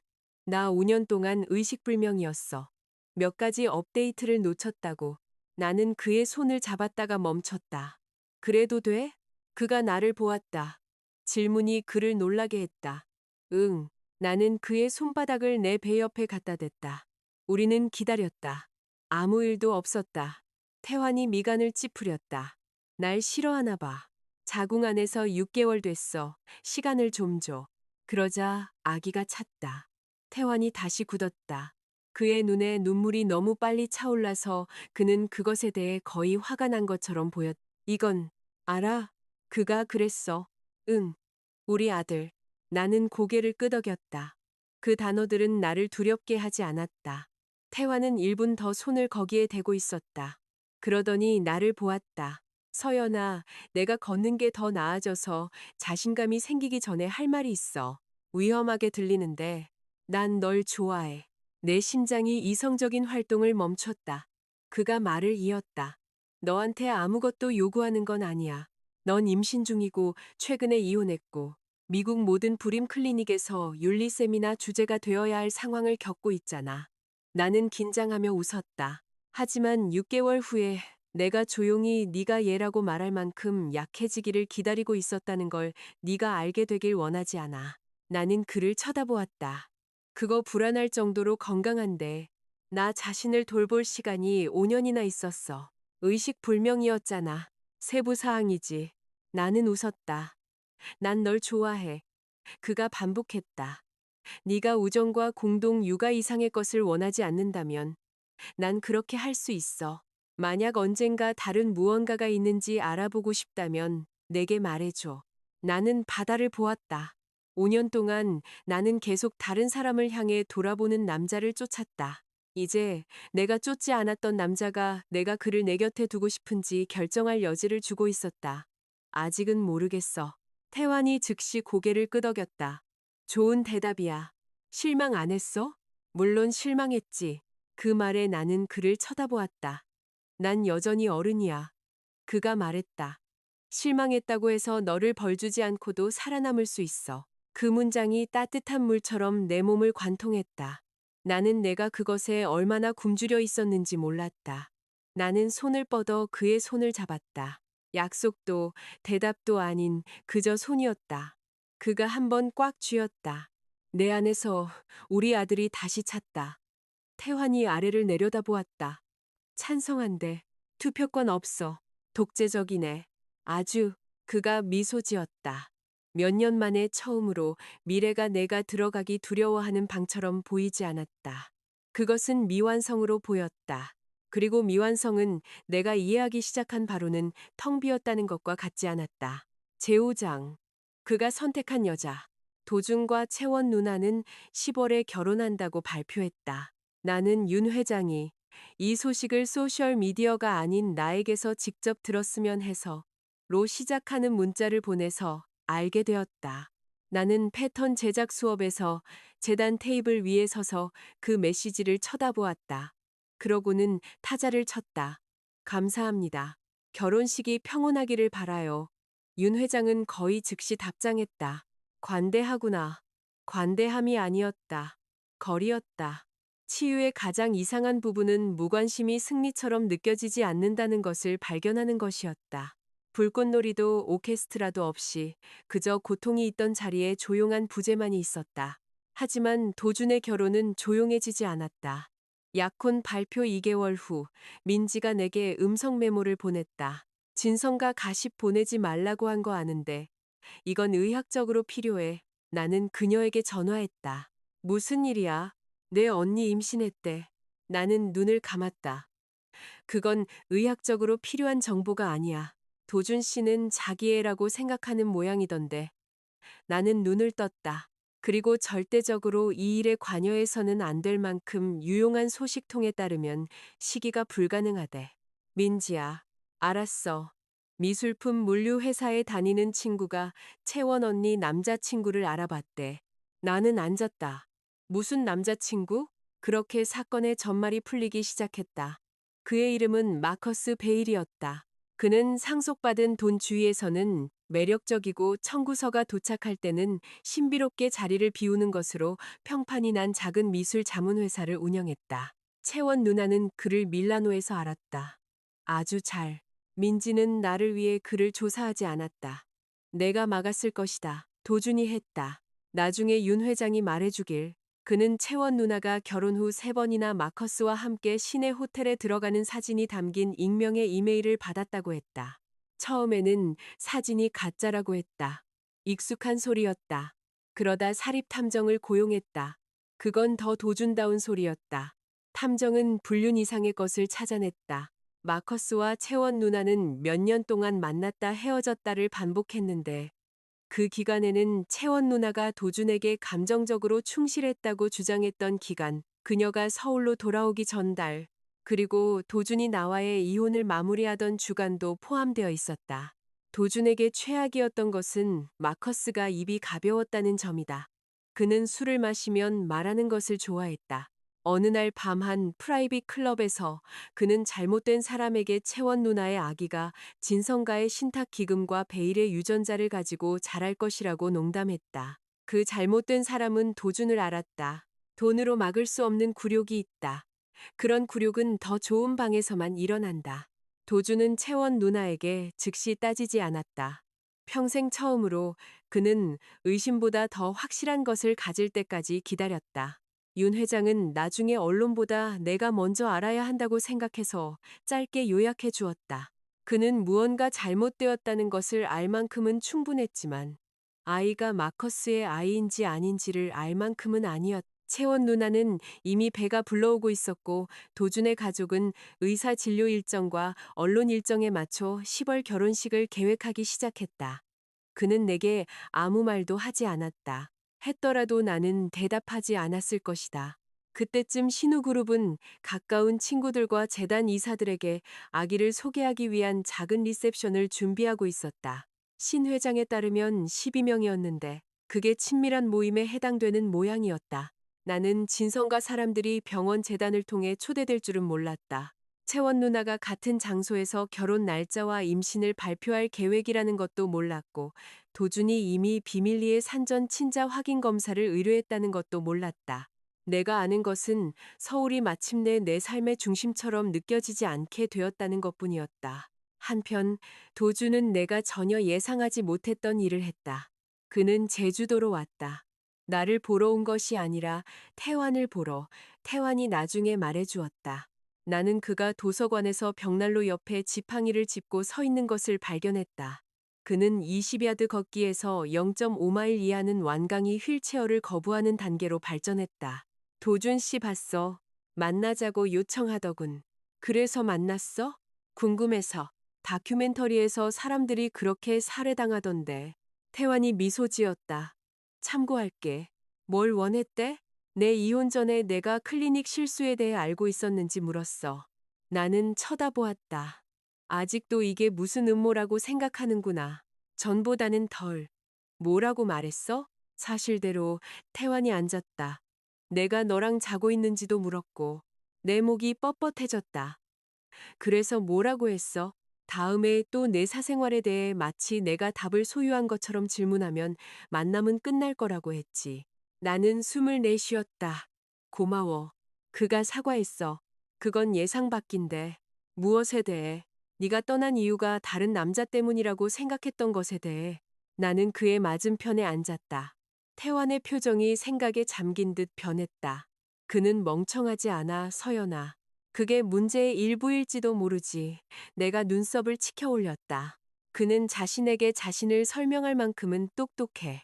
그런 사람들은 아무도 방해하지 않으면 거의 모든 이기적인 결정을 합리적인 것으로 바꿀 수 있지. 개인적인 경험처럼 들리는데 난 사모펀드를 운영하잖아. 납득이 가네. 그가 벽난로 쪽을 보았다. 도준 씨가 네 헌신이 영원할 거라고 몇 년 동안 믿었다고 하더군. 나는 한번 웃었다. 그 사람답네. 네가 자기 얘기를 하는지 물었어. 내 미소가 사라졌다. 뭐라고 했어? 네가 주로 소매에 대해 불평한다고 했지. 나는 쳐다보았다. 태환이 엄숙하게 고개를 끄덕였다. 내 사생활을 보호해줬어. 나는 베개를 던졌다. 그의 조주는 그것을 잡을 만큼 충분히 향상되어 있었다. 그날 저녁, 첫눈이 내렸다. 나는 임신 7개월 반이었다. 내 작은 디자인 수업은 작은 캡슐 프로젝트가 되었다. 나는 6점의 작품을 만들었다. 브랜드도 제국도 아닌 6점. 태환의 어머니는 내가 소개를 원하는지 물어본 후에야 나를 한 지역 극장의 의상 감독에게 소개해 주었다. 그 극장은 다가오는 작품을 위해 3벌의 코트를 주문했다. 나는 차 안에서 울었다. 태환이 말했다. 이거 좋은 눈물이야? 응. 훌륭해. 난 항상 모르겠더라고. 내가 디자인한 옷 3벌을 팔았어. 알아. 내가 디자인한 옷을 팔았다고. 그랬지. 난 31살인데 대학에 합격한 것처럼 반응하고 있어. 왜 31살을 모욕하는 거야? 나는 웃었다. 그가 손을 내밀었다. 나는 잡았다. 첫눈과 크리스마스 사이 어딘가에서 우정은 변했다. 키스가 아니라 습관으로. 태환은 내가 민트 치약을 싫어한다는 것을 알았다. 나는 그가 물리 치료 후에 조용한 시간이 필요하다는 것을 알았다. 그는 내가 새벽 3시에 배고파서 깬다는 것을 알았다. 나는 그가 신경학적 스캔을 받기 전에 두려워하지 않는 척한다는 것을 알았다. 그는 내게 자신을 간호해달라고 요청하지 않았다. 나는 그의 회복을 그가 아기에게 빚진 비처럼 취급하지 않았다. 우리는 가능성이 되기 전에 서로에게 사람이 되었다. 아기가 일찍 나왔다. 36주. 나는 젖은 시트와 함께 오줌을 쌌다는 확신으로 새벽 전에 깼다. 그러자 진통이 시작되었다. 태환은 본체에 있었. 나는 그에게 전화했다. 그는 첫 울림에 받았다. 무슨 일이야? 양수가 터졌어. 침묵. 그러더니 알았어, 태환. 유용한 사실들을 다 잊어버렸어. 나는 진통 사이로 웃었다. 어머니께 전화해. 정답. 또 다른 침묵. 운전하지 마. 나 운전할 수 있어. 너 한 번은 울타리 들이받았잖아. 그건 재활 중이었고. 울타리는 기억해. 신 회장은 3분 만에 코티지에 도착했다. 병원은 불빛, 서류, 모니터, 고통이 되었다. 아기의 심박수가 2번 떨어졌다. 나는 공황 상태에 빠졌다. 태환이 침대 옆에 서서 양손으로 난간을 잡았다. 나를 봐. 못하겠어. 아니. 할 수 있어. 무슨 일 생기면 어떡해? 그럼 무슨 일이 생기든지 대처하면 돼. 무서워. 알아. 그는 무서워하지 말라고 말하지 않았다. 우리 둘 다 모르는 상황에서 모든 것이 괜찮을 거라고 말하지 않았다. 그는 그저 머물렀다. 우리 아들은 오후 2시 47분에 도착했다. 2.8kg. 화가 나고 시끄럽고 완벽했다. 간호사가 그를 내 가슴에 올려놓았다. 나는 흐느꼈다. 태화는 조용히 울었다. 신 회장은 우리 셋을 대신할 만큼 크게 울었다. 간호사가 마침내 그를 태환에게 건넸을 때 그는 겁에 질린 것처럼 보였다. 수십억 달러 가치의 회사를 이보다 덜 불안하게 들고 있었는데 머리를 받쳐요. 전부 다 바치고 있어요. 태환 씨, 내가 잡고 있어요. 아기가 눈을 떴다. 태환이 아래를 내려다보았다. 안녕? 그가 속삭였다. 그의 목소리가 갈라졌다. 아빠야. 내 안에 무언가가 풀렸다. 그가 아빠라고 말해서가 아니라 나에 대한 소유권 주장이 아닌 아이에 대한 약속처럼 말했기 때문이었다. 이틀 후 신우그룹 변호사는 독립적인 DNA 검사와 불임 클리닉의 문서에 근거하여 자발적인 친자인지를 완료했다. 언론도 발표도 왕조의 스펙터클도 없이 그저 아버지가 자기 이름을 서명하는 것뿐이었다. 그러자 신 회장이 말했다. 준비되면 작은 가족 리셉션을 열고 싶구나. 나는 태환을 보았다. 그가 어깨를 으쓱했다. 우리 어머니의 언어에서 작다는 건 200명 미만을 의미해. 신 회장은 기분 나빠 보였다. 120명. 나는 웃었다. 우리는 6주 후로 일정을 잡았다. 나는 도준이 거기에 있을 줄 몰랐다. 채원 누나도 거기에 있을 줄 몰랐다. 그리고 그 밤이 끝나기 전에 최태환이 서울 사교계 절반 앞에서 우리 아들을 안고 내 전 남편에게 그가 내린 최악의 결정에 대해 감사할 줄은 꿈에도 몰랐. 제6장. 그녀를 보내줘서 고마워. 신 회장의 친밀한 가족 리셉션은 서울의 한 호텔 볼룸을 차지했고 좌석 배치표를 필요로 했다. 알았어야 했는데 사진 기자는 왜 있어요? 내가 물었다. 한 명. 신 회장이 말했다. 4명인데요. 2명은 엄밀히 말해 재단 직원이야. 그건 세는 방식이 아닌데요. 그녀가 내 뺨에 키스했다. 아름답구나. 나는 내가 직접 만든 드레스를 입었다. 짙은 녹색 실크, 심플한 라인, 극적인 트레인도 디자이너 라벨도 없었다. 내 것. 그것이 방보다 더 중요했다. 우리 아들 재민이는 부드러운 네이비색 아기띠에 안겨 태환의 가슴에 기대 잠들어 있었다. 태환은 지팡이에서 벗어나 컨디션이 좋은 날에는 독립적으로 걸을 수 있게 되었지만 저녁이 되면 피로가 여전히 그의 왼쪽을 끌어당겼다. 그는 약한 모습을 보이는 것을 싫어했다. 나는 맴돌지 않는 법을 배웠다. 절뚝거리네. 내가 중얼거렸다. 알아. 앉아. 잔소리꾼. 살아있네. 그가 미소 지으며 순순히 따랐다. 우리는 아직 키스하지 않았다. 그 사실은 점점 더 우스꽝스러워지고 있었다. 순간들은 있었다. 너무 오래 머무는 손길, 재민이의 첫 끔찍한 배앓이밤 이후 내 이마에 맞댄 그의 이마. 어느 늦은 저녁 부엌에서 내가 돌아섰을 때 그의 속눈썹을 셀 수 있을 만큼 가까이 있던 그를 발견했던 순간. 하지만 태화는 결코 재촉하지 않았다. 나는 서두르지 않았다. 나는 절박함을 사랑으로 착각하며 너무 오래 살았다. 나는 두려움 없이 원하는 것이 어떤 느낌인지 알고 싶었다. 그때 진성가 사람들이 볼룸으로 들어왔다. 윤 회장이 나를 먼저 보았다. 그녀의 얼굴이 변했다. 동정이 아니라 따뜻함이었다. 그녀는 방을 가로질러 와서 나를 조심스럽게 안았다. 행복해 보이는구나. 행복해요. 그녀의 눈이 재민이에게로 향했다. 오, 그 한 음절에 모든 것이 담겨 있었다. 나는 태환에게서 아이를 받았다. 만나보시겠어요? 윤 회장은 거의 죄책감을 느끼는 듯했다. 네가 괜찮다면. 괜찮아요. 나는 재민이를 그녀의 팔에 안겨주었다. 그녀는 울었다. 그게 나를 놀라게 했다. 이렇게 작다니. 그녀가 속삭였다. 아이는 동의하지 않지만요. 재민이는 즉시 불만스러운 소리를 내며 이를 증명했다. 윤 회장이 웃었다. 그때 도준이 채원 누나와 함께 들어왔. 방 안의 분위기가 바뀌었다. 도주는 공적인 자리에서 항상 그랬던 것처럼 보였다. 재단되고 통제되고 한때 그의 침묵을 연구하며 몇 년을 보낸 사람이 아니라면 읽기 불가능했다. 채원 누나는 옅은 분홍색 옷을 입고 매니큐어를 칠한 한 손을 배의 곡선 위에 얹고 있었다. 그녀의 눈이 아기를 그리고 나를 그리고 태환을 발견했. 처음으로 그녀는 미소 짓지 않았다. 도준이 멈췄다. 나는 이해가 그의 얼굴을 조각조각 스쳐 지나가는 것을 보았다. 아이, 태환, 나. 그가 믿기를 거부했던 DNA 이야기. 그의 허락을 구하지 않고 도착한 현실. 안녕하세요, 도준 씨. 내가 말했다. 그의 시선은 재민이에게 머물렀다. 내 아이야? 내가 대답하기 전에 태환이 대답했다. 우리의 그 단어는 소유욕이 아니라 평온했다. 그저 사실이었다. 도준의 턱이 굳어졌다. 채원 누나가 그의 손을 잡았다. 가요, 자기. 우리 기다리는 사람들 있잖아. 자기라니. 나는 그녀의 자제력에 거의 감탄할 뻔했. 저녁 식사가 시작되었다. 리셉션은 엄밀히 말해 신우 재단 소아 재활 이니셔티브를 위한 것이었다. 재민이의 탄생은 신 회장이 손자를 맥박이 있는 누구에게나 소개하지 않고는 못 배겼기 때문에 축하 행사에 포함되었다. 나는 짧은 연설을 했다. 30초, 고통도 복수도 없이.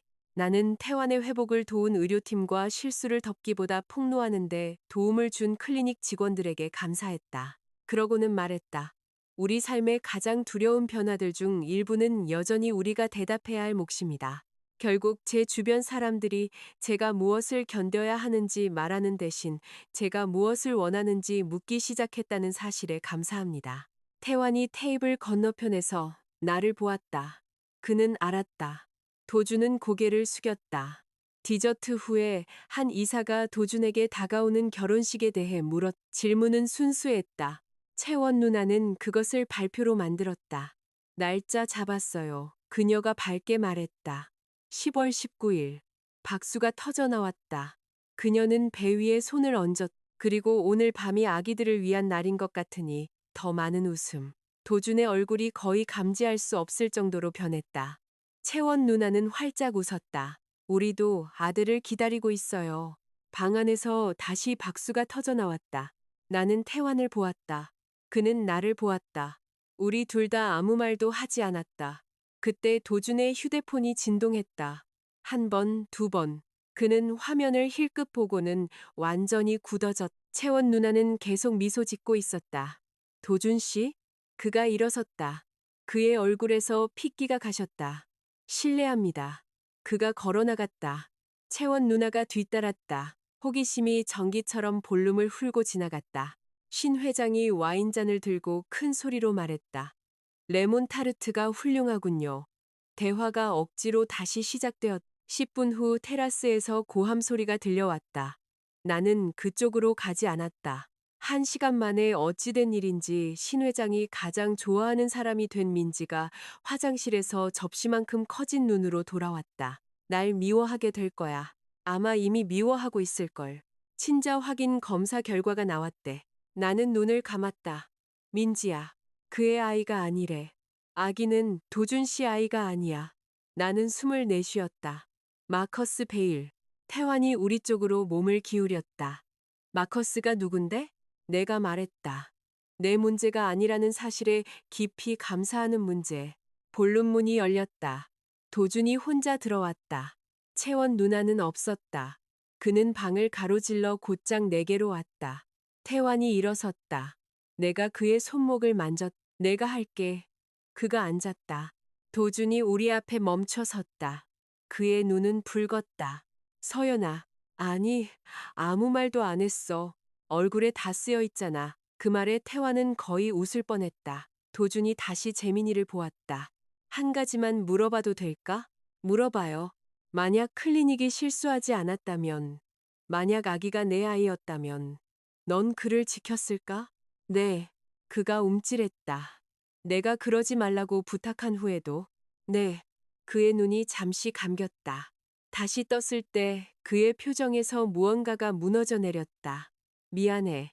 그 사과는 너무 조용해서 거의 놓칠 뻔했다. 충분하지 않았. 너무 늦었다. 그래도 진심이었. 나는 고개를 끄덕였다. 고마워요. 그가 태환을 그리고 재민이를 보았다. 그의 입가가 뒤틀렸다. 몇 달 동안 네가 더 부유한 곳으로 갈 데가 있어서 떠났다고 스스로에게 말했어. 아니요. 알아. 태환이 천천히 일어나 내 품에서 재민이를 받았다. 도준이 그를 지켜보았다. 태환이 아기의 다묘를 바로잡아 주었다. 그러더니 내가 가장 좋아하는 그의 모습 중 하나인 건조하고 평온한 목소리로 말했다. 참고로 말하자면 박도준 씨 고마워. 도준의 미간이 모아졌다. 뭐가? 아이가 당신 아이가 아니라고 주장해줘서. 우리 근처의 방은 의심스러울 정도로 조용해졌다. 태환이 우리 아들을 내려다보았다. 당신이 옳았어. 민지가 입을 막았다. 나는 사라지고 싶으면서 동시에 웃고 싶었다. 태환이 말을 이었다. 그리고 당신이 뭘 버리는지 이해하기 전에 서연이를 보내줘서 고마워. 우리 셋 모두에게 많은 불필요한 소송을 절약해줬지. 도준이 쳐다보았다. 그 말은 잔인하게 들렸어야 했다. 그렇지 않았다. 사실처럼 들렸다. 그러더니 태환이 더 부드럽게 덧붙였다. 하지만 오해는 마. 그녀는 나 때문에 당신을 떠난 게 아니야. 도준의 시선이 내 얼굴로 돌아왔다. 알아, 그건 새로운 것이었다.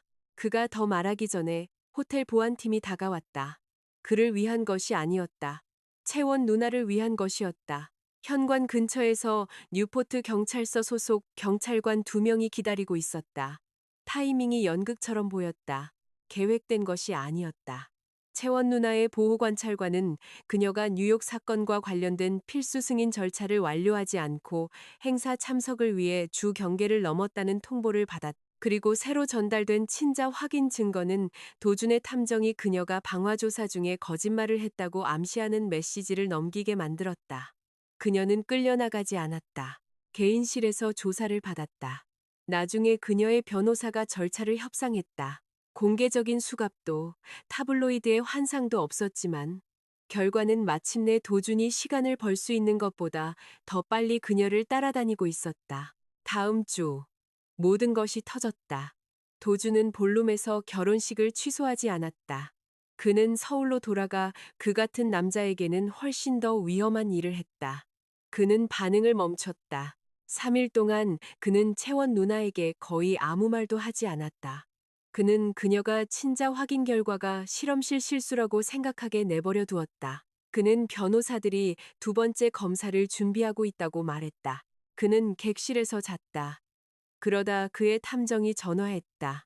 마커스 베일이 채원 누나의 아파트에 있었다. 도주는 혼자 그곳으로 갔다.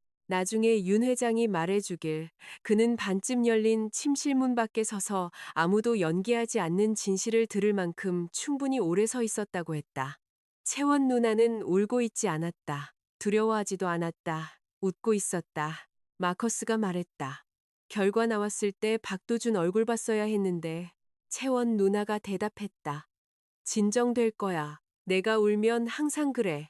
마커스가 도준이 결혼식을 취소하면 어떻게 되냐고 물었다. 안 그럴 거야. 확신하는군. 난 5년 전에 눈멀고 망가진 그를 버렸는데 그는 여전히 머릿속에 나를 위한 신전을 지었어. 박도준 같은 남자들은 여자와 사랑에 빠지는 게 아니야. 여자 주변에 존재하는 자기 자신 버전과 사랑에 빠지는 거지. 그 말에는 마커스조차 조용해진 모양이었다. 그러더니 그가 말했다. 그리고 서연이는 채원 누나가 다시 웃었다. 서연이는 유용했지. 내가 원하지 않았던 시간들을 가져갔잖아. 그가 볼 수 없을 때 옆에 앉아 있었고 간호사 노릇을 해 그가 분노하는 걸 들어줬지. 그러다 그가 눈을 되찾았고 내가 예상했던 그대로 행동했어. 뭘? 나를 찾았지. 도준이 문을 열었다. 채원 누나의 미소가 사라졌다. 마커스는 너무 빨리 일어서서 램프를 넘어뜨렸다. 아무도 주먹을 날리지 않았다. 그 부분이 이야기를 더 악화시켰다. 도주는 그저 채원 누나를 쳐다보았다. 알고 있었구나. 그녀가 창백해졌다. 도준 씨, 네가 떠났기 때문에 나와 함께 있었다는 걸 알고 있었구나. 그런 게 아니었어. 넌 내가 그녀를 미워하게 내버려뒀어. 채원 누나가 울기 시작했다. 도주는 움직이지 않았다. 마커스가 재킷을 집으려 했다. 도준이 그를 보았다. 앉아. 마커스는 실제로 앉았다. 돈만이 사람들을 복종하게 만드는 것은 아니다. 때로는 평판이 그 일을 한다. 도주는 한 가지 질문을 했다. 내 아이로 키우게 할 계획이었어? 채원 누나의 눈이 감겼다. 마커스가 중얼거렸다. 그건 그 여자 생각이었어. 그녀가 그를 향해 쏘아붙였다. 닥쳐. 도준이 짧게 웃었다. 전혀 재미있다는 뜻이 아니었다. 그러자 채원 누나는 남은 부드러움을 끝장내는 실수를 저질렀다. 넌 나한테 빚졌어. 그가 그녀를 쳐다보았다. 뭐를? 돌아와 준 거. 윤 회장이 말해주길 도주는 완전히 굳어졌다고 했다. 채원 누나는 침묵을 허락으로 착각하고 계속 말했다. 네가 먼저 날 사랑했잖아. 나랑 결혼하기로 되어 있었어. 서연이가 내 자리를 차지한 거야. 아니, 도준이 말했다. 그 단어는 조용했다. 채원 누나가 멈췄다. 내가 그녀에게 준 거야. 그것이 그가 처음으로 제대로 말한 것이었다. 훔친 것도 빼앗긴 것도 아닌 주어진 것. 그는 내 보살핌을, 내 결혼을, 내 노동을 받아들였다. 그러고는 그를 버렸던 여자가 다시 나타나자 나를 버렸다. 채원 누나의 얼굴이 뒤틀렸다. 그녀는 널 원했고 난 그걸 이용했을 뿐이야. 도주는 아파트를 둘러보았다. 마커스를, 채원 누나의 임신을, 그가 보상으로 착각했던 삶을. 그러고는 말했다. 결혼식은 취소야. 채원 누나가 비명을 질렀다. 그녀는 그가 자신을 모욕했다고, 다시 나를 선택했다고, 약하다고 비난했다. 도주는 단 한 번 대답했다. 서연이는 이 일과 아무 상관없어. 그것 또한 새로운 것이었다. 마커스는 나중에 아이가 자기 아이라고 인정했다. 보험사는 채원 누나가 마커스에게 서연이를 마침내 사라지게 할 만큼 심하게 겁줄 것이라고 말한 메시지를 수사관들이 복구한 후 화재 사건의 일부를 재조사했다. 그녀의 감형 협상은 수정되었다. 그녀는 추가적인 배상, 더 엄격한 보호 관찰, 그리고 나와의 접촉을 금지하는 법원 명령을 받았다. 미술계에서 그녀의 고용주들은 사라졌다. 아버지는 그의 회사 중 하나가 몇 년 동안 숨겨온 빚더미에 무너지기 시작할 때까지 그녀의 변호사 비용을 지불했다. 처음으로 나는 개입하지 않았다. 채원 누나는 평생 누군가가 청구서로부터 자신을 구해주리라 믿으며 살았다. 이번에는 청구서가 있었다. 도주는 사교계에서 사라졌다. 윤 회장은 그가 빌라를 나와 시내의 작은 아파트로 이사했다고 말했다. 일하고 있단다. 그녀가 말했다. 너무 많이. 익숙한 소리네요. 네, 소식을 묻더구나. 죄송해요. 그녀가 나를 쳐다보았다. 그건 무자비하구나. 당신 가족에게서 배웠어요. 그녀가 웃었다. 그러더니 그녀의 표정이 부드러워졌다. 그는 돌아오지 않을 거라는 걸 알아. 그러길 바라요. 이제 마침내 아는 것 같구나. 그날 밤 태환과 나는 아기 방에 앉아 있었다. 재민이는 정치적 원칙으로 잠을 거부했다. 태환이 그를 흔들었다. 나는 작은 빨래를 개었. 20분 후 아기는 항복했다. 태환이 그를 눕히고 내게로 돌아섰다. 오늘 밤 아주 침착하더군. 테이블 밑에서 떨고 있었어. 알았어? 2번이나 찼잖아. 그건 두려움이 아니었어. 영역 강화였지. 아, 우리는 미소 지었다. 그러자 따뜻하고 비어있지 않은 침묵이 내려앉았다. 태환이 더 가까이 다가왔다. 서연아, 응, 난 여전히 널 좋아해. 알아. 정확한 기록을 유지하는 게 중요하다고 생각했어. 나는 웃었다. 그가 한 손을 들었지만 내 얼굴을 만지기 전에 멈췄다. 키스해도 될까? 거기에 있었다. 소유권 주장도 보상도 구조도 아닌 질문. 나는 걷는 법을 다시 배우는 동안 선택하는 법을 다시 배운 남자를 보았다. 그러고는 얘라고 말했다. 키스는 부드럽고 거의 조심스러웠다. 그러다 나는 그의 재킷에 손을 얹고 그에게 다시 키스했다. 그가 놀란 소리를 냈다. 내가 물러났다. 왜? 아무것도 아니야. 웃고 있잖아. 대략 7개월을 기다렸거든. 셌어?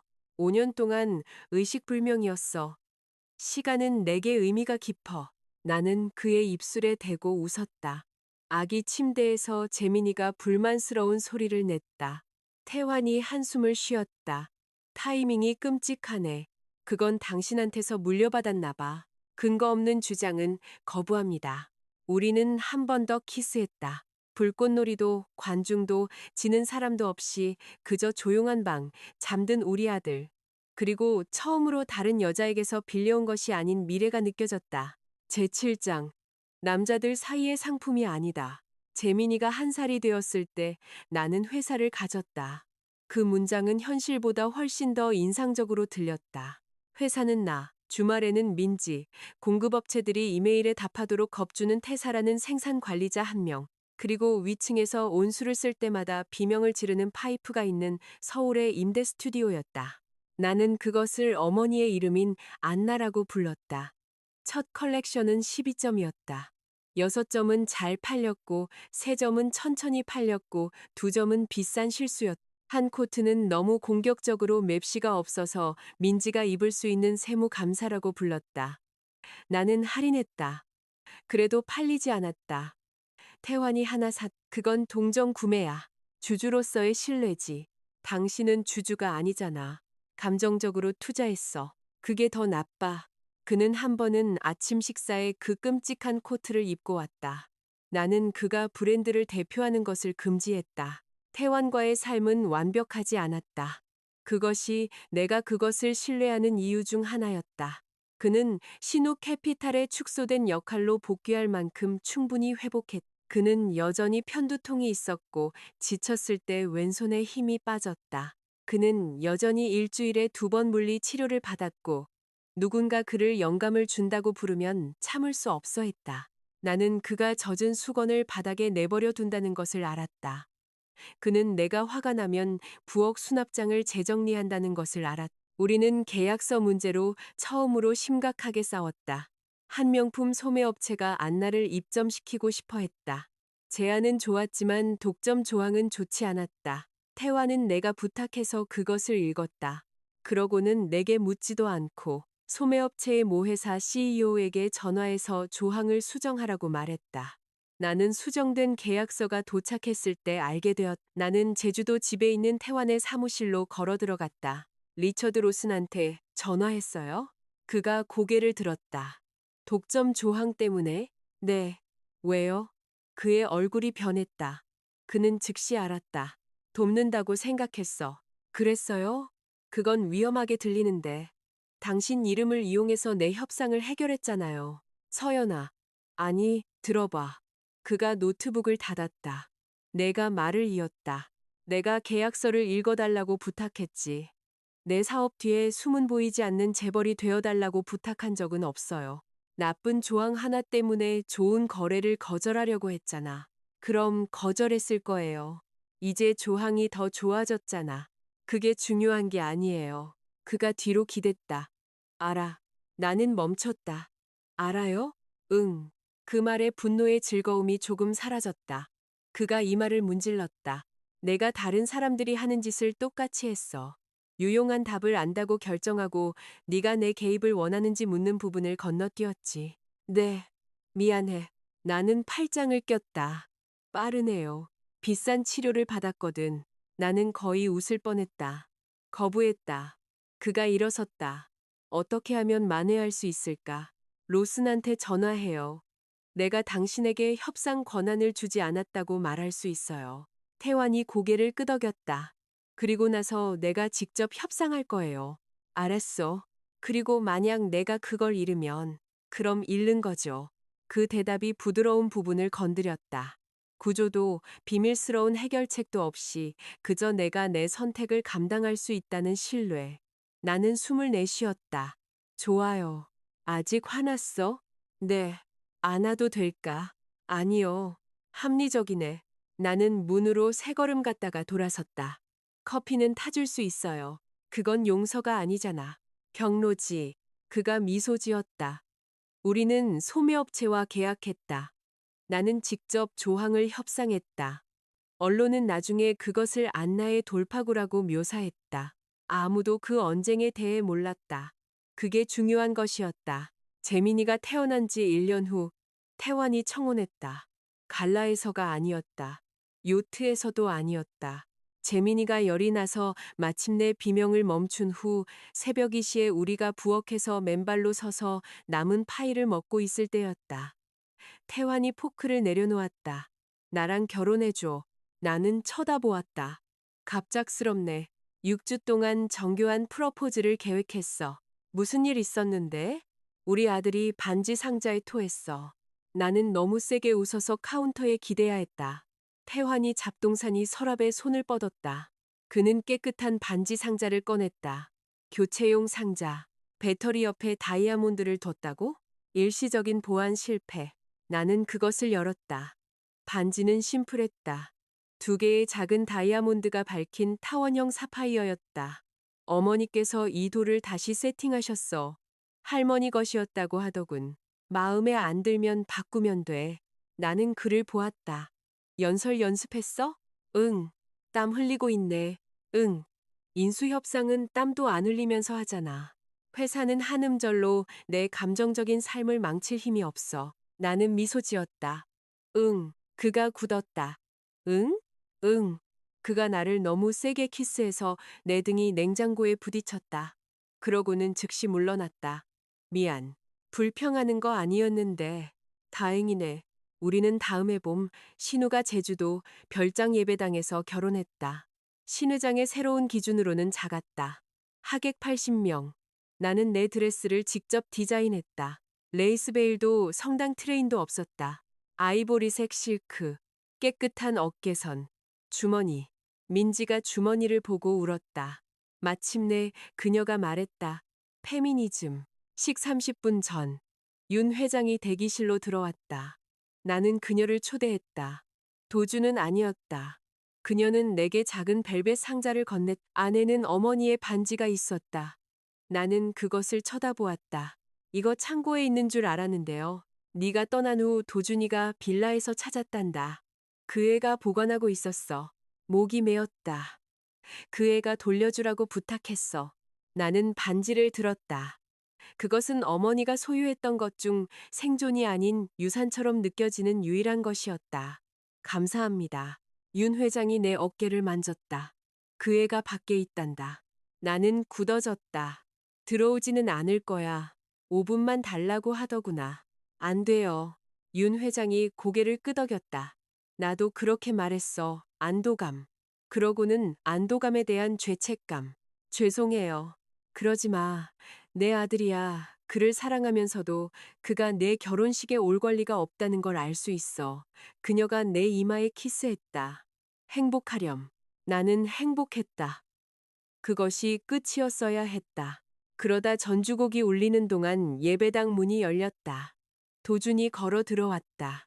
뛰지도 소리치지도 않고 그저 창백하고 지치고 전혀 초대받지 않은 채로 보안 요원들이 움직였다. 재단 근처에 서 있던 태환이 한 손을 들었다. 기다려. 나는 그를 보았다.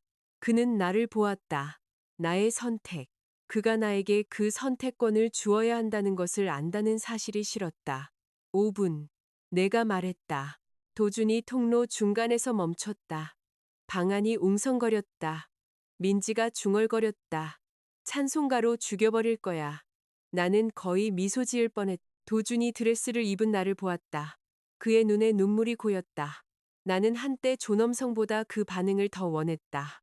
이제는 그저 슬플 뿐이었다. 서연아, 5분. 알아. 그가 침을 삼켰다. 채원이 일 전부 알게 됐어. 마커스, 아기, 불, 내 어머니 무덤, 가짜 자격증, 전부 다. 알아. 알아요. 사고 당시 옛날 병원 기록도 찾았고 나는 미간을 찌푸렸다. 그가 숨을 들이마셨다. 채원이가 떠나기 전날 밤 네가 거기 있었어. 네. 중환자실 밖에서 아침까지 앉아 있었지. 네. 난 그게 그녀인 줄 알았어. 알아요. 그의 얼굴이 조금 무너졌다. 넌 항상 거기 있었어. 나는 아무 말도 하지 않았다. 그가 태환 쪽을 그리고 다시 나를 보았다. 난 네가 그녀의 자리를 훔쳤다고 믿으며 몇 년을 보냈어. 가슴이 조여왔. 하지만 그녀가 버렸고 그가 말을 이었다. 네가 그 자리를 채웠지. 내가 그렇게 하도록 내버려뒀기 때문에. 내가 누군가 필요했고 그게 너에게 어떤 대가를 치르게 하는지 묻기에는 너무 이기적이었기 때문에 그것이 그가 우리 결혼에 대해 말한 첫 번째 완전히 솔직한 것이었다. 미안해. 나는 고개를 끄덕였다. 고마워요. 그가 움찔했다. 아마 그는 눈물을, 용서를, 문을 바랐을 것이다. 사랑해. 그가 말했다. 방이 줄어드는 것 같았다. 태화는 움직이지 않았다. 나도 그랬다. 도준이 더 가까이 다가왔다. 내가 더 일찍 이해했더라면 그러지 못했죠. 알아. 채원이가 돌아오지 않았더라도 우린 여전히 망가졌을 거야. 그의 얼굴이 굳어졌다. 난 변할 수 있었어. 아마 변했을지도 몰라. 믿어요. 희망이 번뜩였다. 내가 그것을 죽여야 한다는 사실이 싫었다.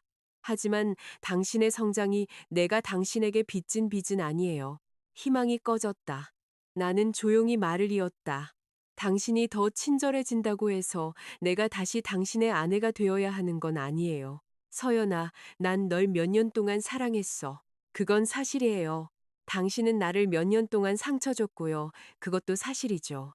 두 가지 모두 미래를 만들지 않고도 사실일 수 있어요. 그의 눈이 감겼다. 다시 떴을 때 그는 태환 쪽을 보았다. 우리가 결혼했을 때 그녀를 사랑했나? 태환의 표정이 차가워졌다. 아니, 도준이 씁쓸하게 웃었다. 편리하군. 태환이 한 걸음 앞으로 나섰다. 난 14살 때 내 밤을 훔쳐간 여자애를 좋아했어. 그러고는 5년 동안 의식불명이었지. 당신 결혼은 내 참여 없이 시작되고 무너졌어. 몇몇 사람들이 자기도 모르게 웃었다. 도준의 턱이 굳어졌다. 태환의 목소리는 평정을 유지했다. 하지만 내가 그녀를 사랑했더라도 그녀는 그때 내 것이 아니었고 지금도 내 것이 아니야. 예배당이 조용해졌다.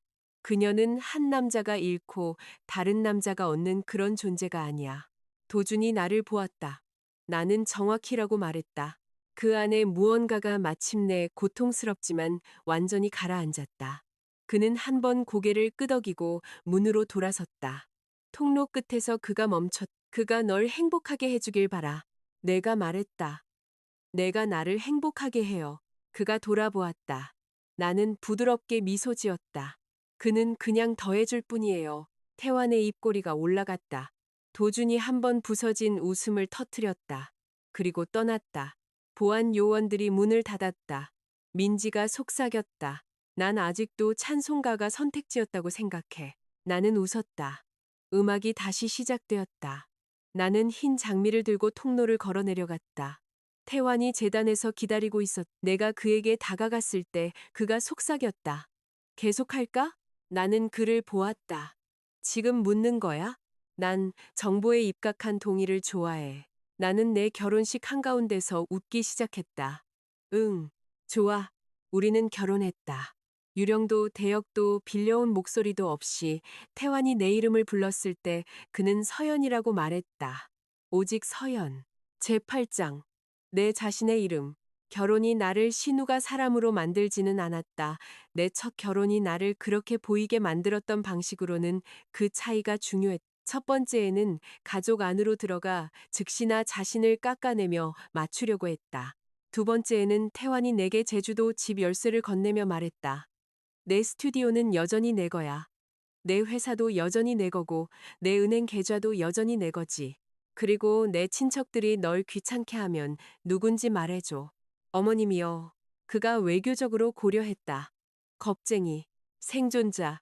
나는 서울에 있는 내 아파트 크기의 스튜디오를 유지했다. 내 변호사를 유지했다. 안나를 신우 캐피탈에 합병하는 대신 별도의 회사 구조로 유지했다. 태화는 이사회에 참여하지 않았다.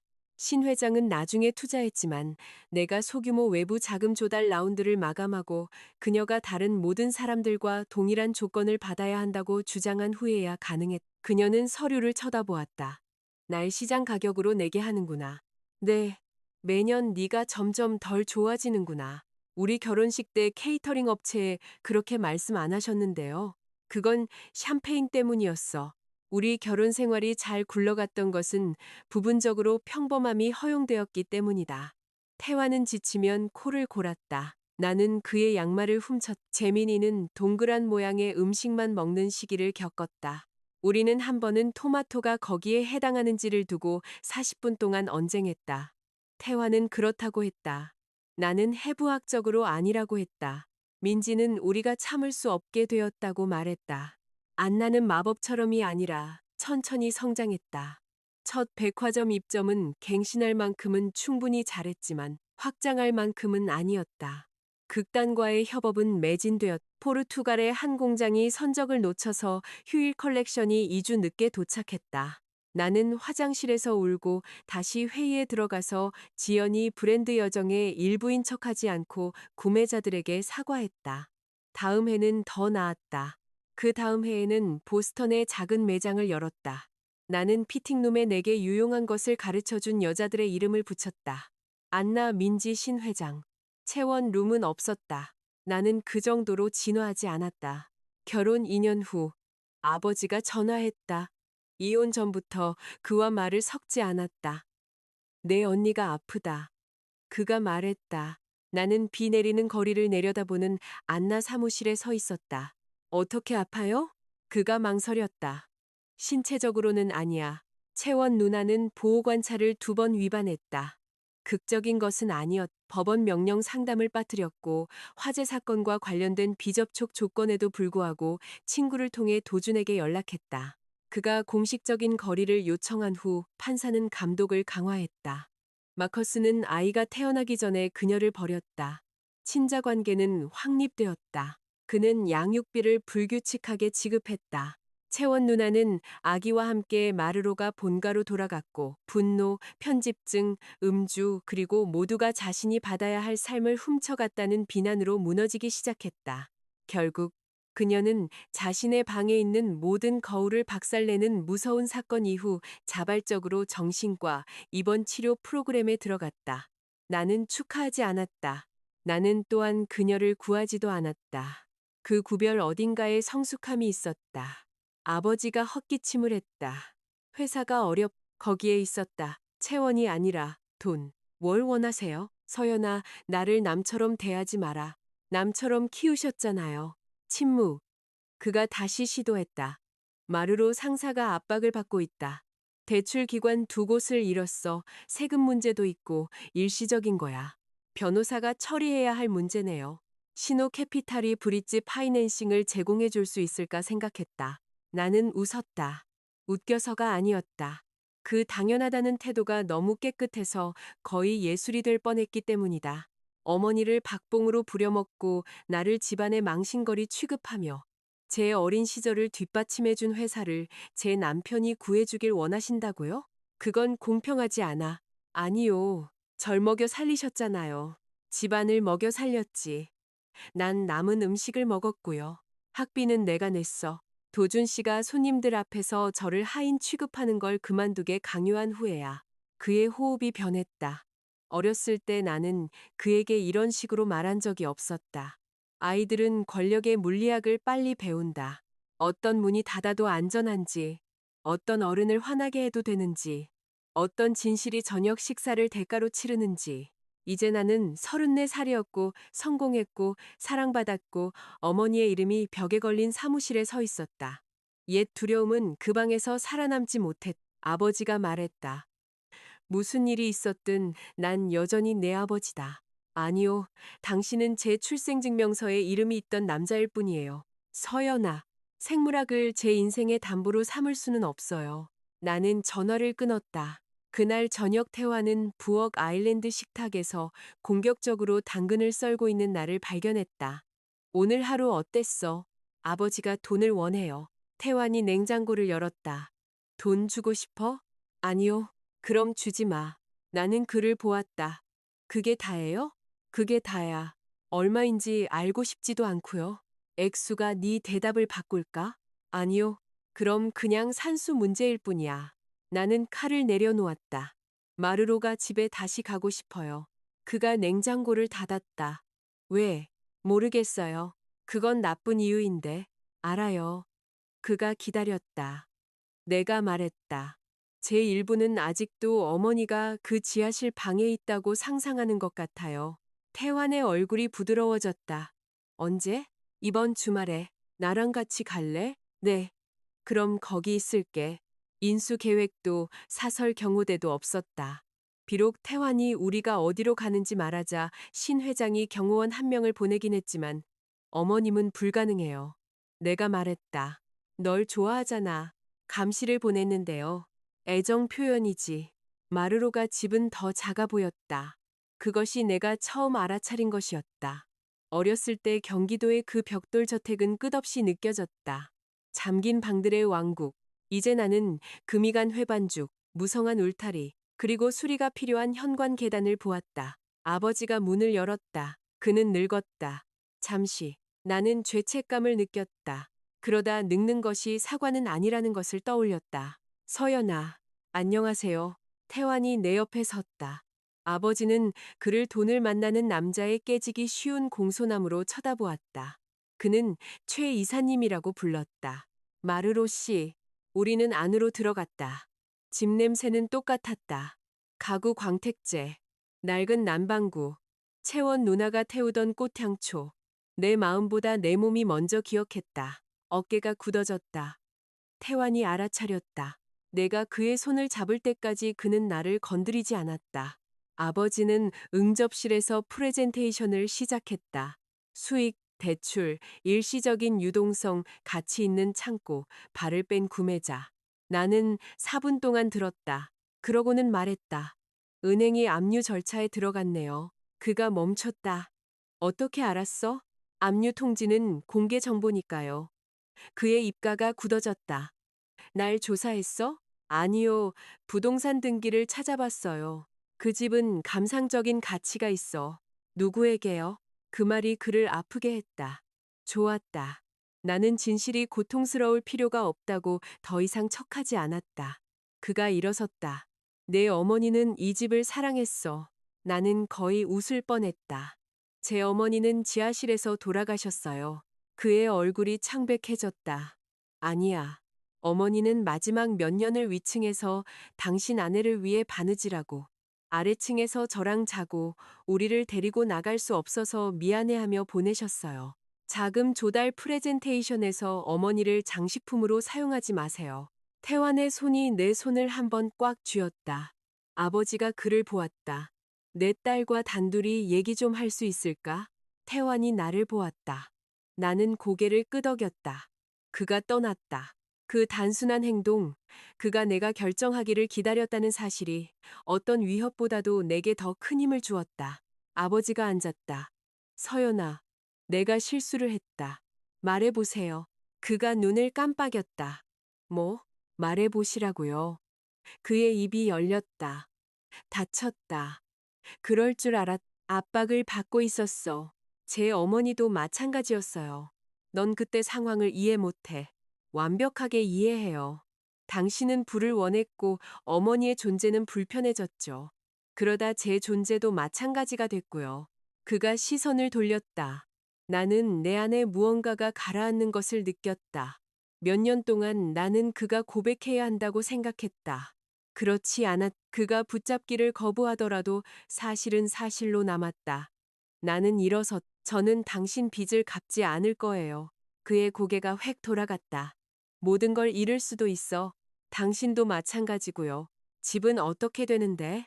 채권자가 팔겠죠. 그럼 우리 가족의 집이 남에게 넘어가는 거야. 나는 주위를 둘러보았다. 우리 가족의 집이요? 그가 움찔했다. 2달 후. 나는 변호사가 거래를 위해 만든 회사를 통해 은행 경매에서 그 부동산을 샀다. 거기서 살기 위해서가 아니었다. 태우기 위해서도 불은 극적이다. 서류 작업은 더 오래 간다. 우리는 그 집을 리모델링했다.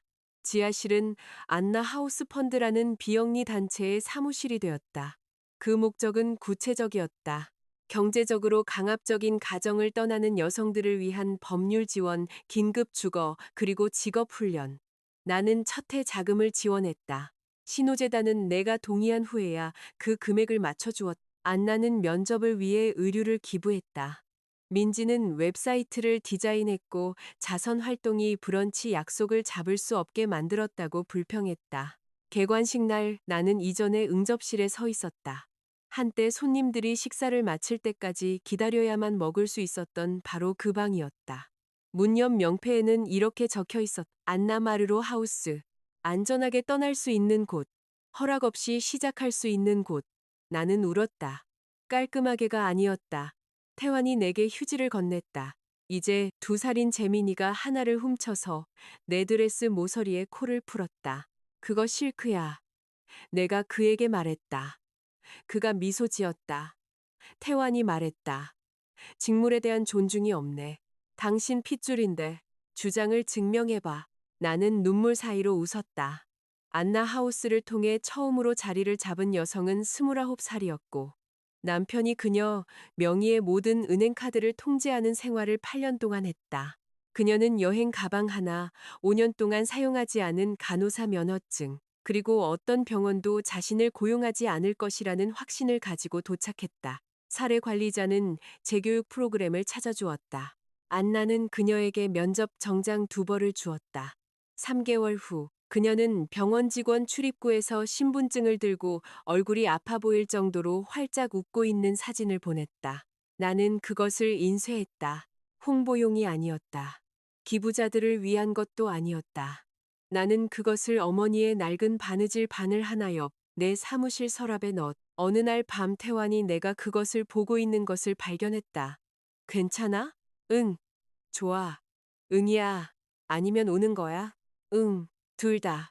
그가 내 의자 옆에 쭈그려 앉았다. 나는 그에게 사진을 보여주었다. 그가 그것을 유심히 보았다. 내 어머니가 좋아하셨을 거야. 목이 메었다. 어머니를 만난 적 없잖아요. 없지. 그럼 어떻게 알아요? 그녀는 거의 아무것도 없이 널 안전하게 지키려고 평생을 보냈으니까. 네가 무언가를 가지고 지은 것을 감사히 여기셨을 거라고 생각해. 나는 그의 이마에 내 이마를 기댔다. 몇 년 동안 복수는 나를 상처 준 사람들을 더 아프게 만드는 것처럼 들렸다. 이것이 더 나았다. 잠긴 문이 열리는 것. 누군가의 이름으로 된 월급 봉투. 떠나는 것이 반드시 추락을 의미하지는 않는다는 것을 배우는 여자. 아버지는 개관식에 오지 않았다.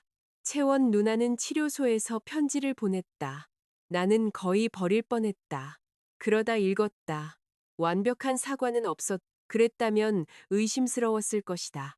그녀는 평생 사랑이 경쟁이고 여자는 권력 있는 남자가 누구를 선택하느냐에 따라 순위가 매겨진다고 믿으며 살았다고 썼다. 그녀는 내가 우리 아버지보다 상처 주기 쉬웠기 때문에 나를 미워했다고 썼다. 작업실에 불을 지른 것은 비록 그렇게 빨리 번질 줄은 몰랐다 해도 사고가 아니었다고 썼다. 우리 어머니의 무덤을 훼손한 것은 그녀가 저지른 가장 추한 짓이었다고 썼다. 우리 어머니. 그 구절이 나를 사로잡았다. 채원 누나는 몇 년 동안 안나를 네 어머니라고 불렀다. 마치 피가 그녀에게 한때 그녀의 교복단을 꿰매주고 점심을 싸주었던 죽은 여자와 아무런 관계도 주지 않는 것처럼. 이제 그녀는 우리 어머니라고 썼다. 나는 그녀를 용서하지 않았다. 그때는 아마 영원히. 하지만 나는 한 문장으로 답장했다. 네 아이를 위해 나아져 나를 위해서가 아니라 그것으로 충분했다. 도준의 삶은 망가지지 않고 더 작아졌다. 그는 작업실 화재를 둘러싼 보안 결정과 법적 노출의 개인적인 관계가 어떻게 영향을 미쳤는지 이사회가 검토한 후 진성홀딩스의 가장 공개적인 직책에서 물러났다. 그는 투자자로 남았고 결국 회사의 자선 주택 부문으로 옮겼다. 윤 회장은 그가 그 일을 잘한다고 말했다. 나는 그녀를 믿었다. 그는 후천적 시각장애를 가진 사람들을 위한 재활 프로그램에서 자원봉사를 시작했다. 그건 나를 놀라게 했다. 아마 나를 잃은 것이 마침내 그가 한 가지 이상의 방식으로 눈이 멀었던 몇 년을 돌아보게 만들었을 것이다. 그는 재혼하지 않았다. 그가 영원히 고통받을 운명이었기 때문이 아니었다. 나는 남자의 후회를 신성한 로맨스로 바꾸는 결말을 싫어한다. 그는 한두 번 데이트했다. 아무것도 지속되지 않았다.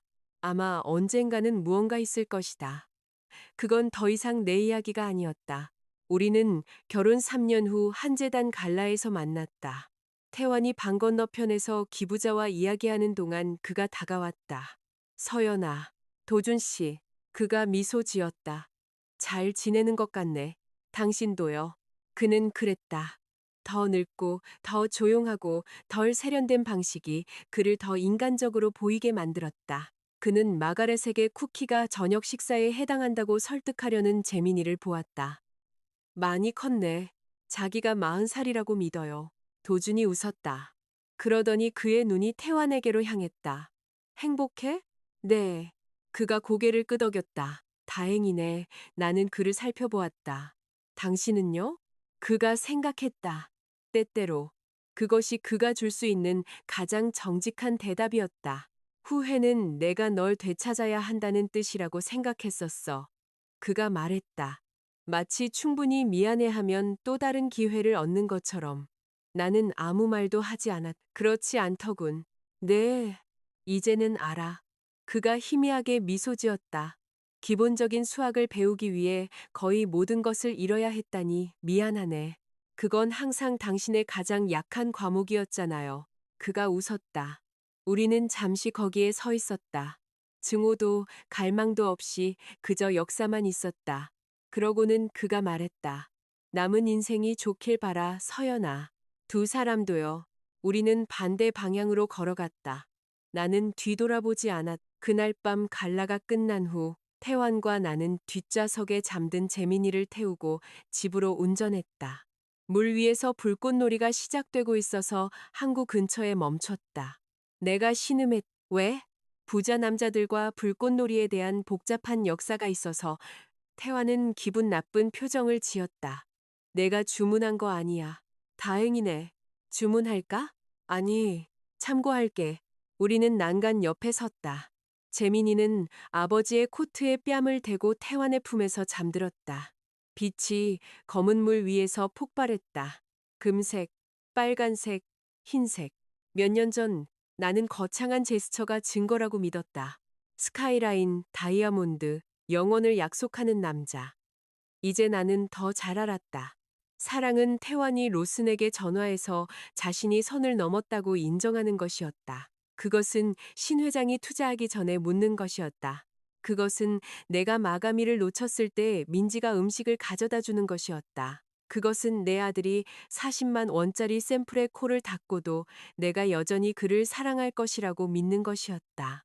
그것은 내가 어머니가 고통받았던 집을 사서 그것을 필요한 여성들을 위한 탈출 계획으로 채우는 것이었다. 그것은 누구도 사라질 필요가 없는 1000가지의 평범한 선택들이었다. 태환이 나를 내려다보았다. 추워? 조금. 그가 재민이를 조심스럽게 옮기고 빈 팔을 내밀었다. 내 코트 입을래? 나는 미소 지었다. 아니, 집에 갈까? 잠시 후에 그가 고개를 끄덕였다. 아무런 반박도 없었다. 우리는 또 다른 불꽃이 피어나는 것을 보았다. 태환 씨. 응. 이게 얼마나 터무니없는지 생각해 본 적 있어? 어느 부분? 클리닉, 우리 아들, 내 전 남편, 내 언니, 당신의 5년 코마, 어머님의 작은 파티에 대한 정의? 그것도 그가 고려했다. 자주. 나는 그에게 기댔다. 만약 클리닉이 그 실수를 하지 않았다면 우린 그런 거 안 해. 내가 고개를 들었다. 뭘? 다른 삶 게임. 왜? 이 삶을 모욕하니까. 나는 조용해졌다. 그가 내 이마에 키스했다. 우리는 클리닉에서 일어난 일을 미워할 수 있어. 재민이가 존재한다는 사실에 감사할 수 있. 그 진실들은 서로를 상쇄하지 않아. 치료. 아주 비싼 치료. 나는 웃었다. 재민이가 뒤척였다. 그의 눈이 열렸다. 엄마, 여기 있어. 아빠, 여기. 그가 하늘을 보았다. 빵. 응, 태환이 말했다. 빵. 재민이는 작은 황제의 엄숙함으로 불꽃놀이를 감상했다. 그러고는 태환의 뺨을 토닥였다. 집. 태환이 나를 보았다. 나는 미소 지었다. 집. 우리는 항구에서 돌아섰다. 우리 뒤에서 불꽃놀이는 그것을 필요로 하는 사람들을 위해 계속 터지고 있었다. 나는 필요하지 않았. 내 삶은 더 이상 한 남자가 만든 거창한 제스처가 아니었다. 그것은 내 것이었다. 내 이름, 내 일, 내 아이, 내 결혼, 내 선택들. 한때 나는 채원 누나처럼 들리는 법을 배우며 몇 년을 보냈다. 이제 태환이 차에서 불렀을 때, 서연아, 오고 있어? 나는 내 자신의 목소리로 대답했다. 그리고 나는 집으로 끝까지 함께 해주셔서 감사합니다. 이 인물들의 생생한 여정은 계속해서 펼쳐질 것입니다. 제 작품이 마음에 드셨다면 좋아요 버튼을 누르고 비디오를 저장하고 더 많은 모험을 위해 구독하는 것을 잊지 마세요.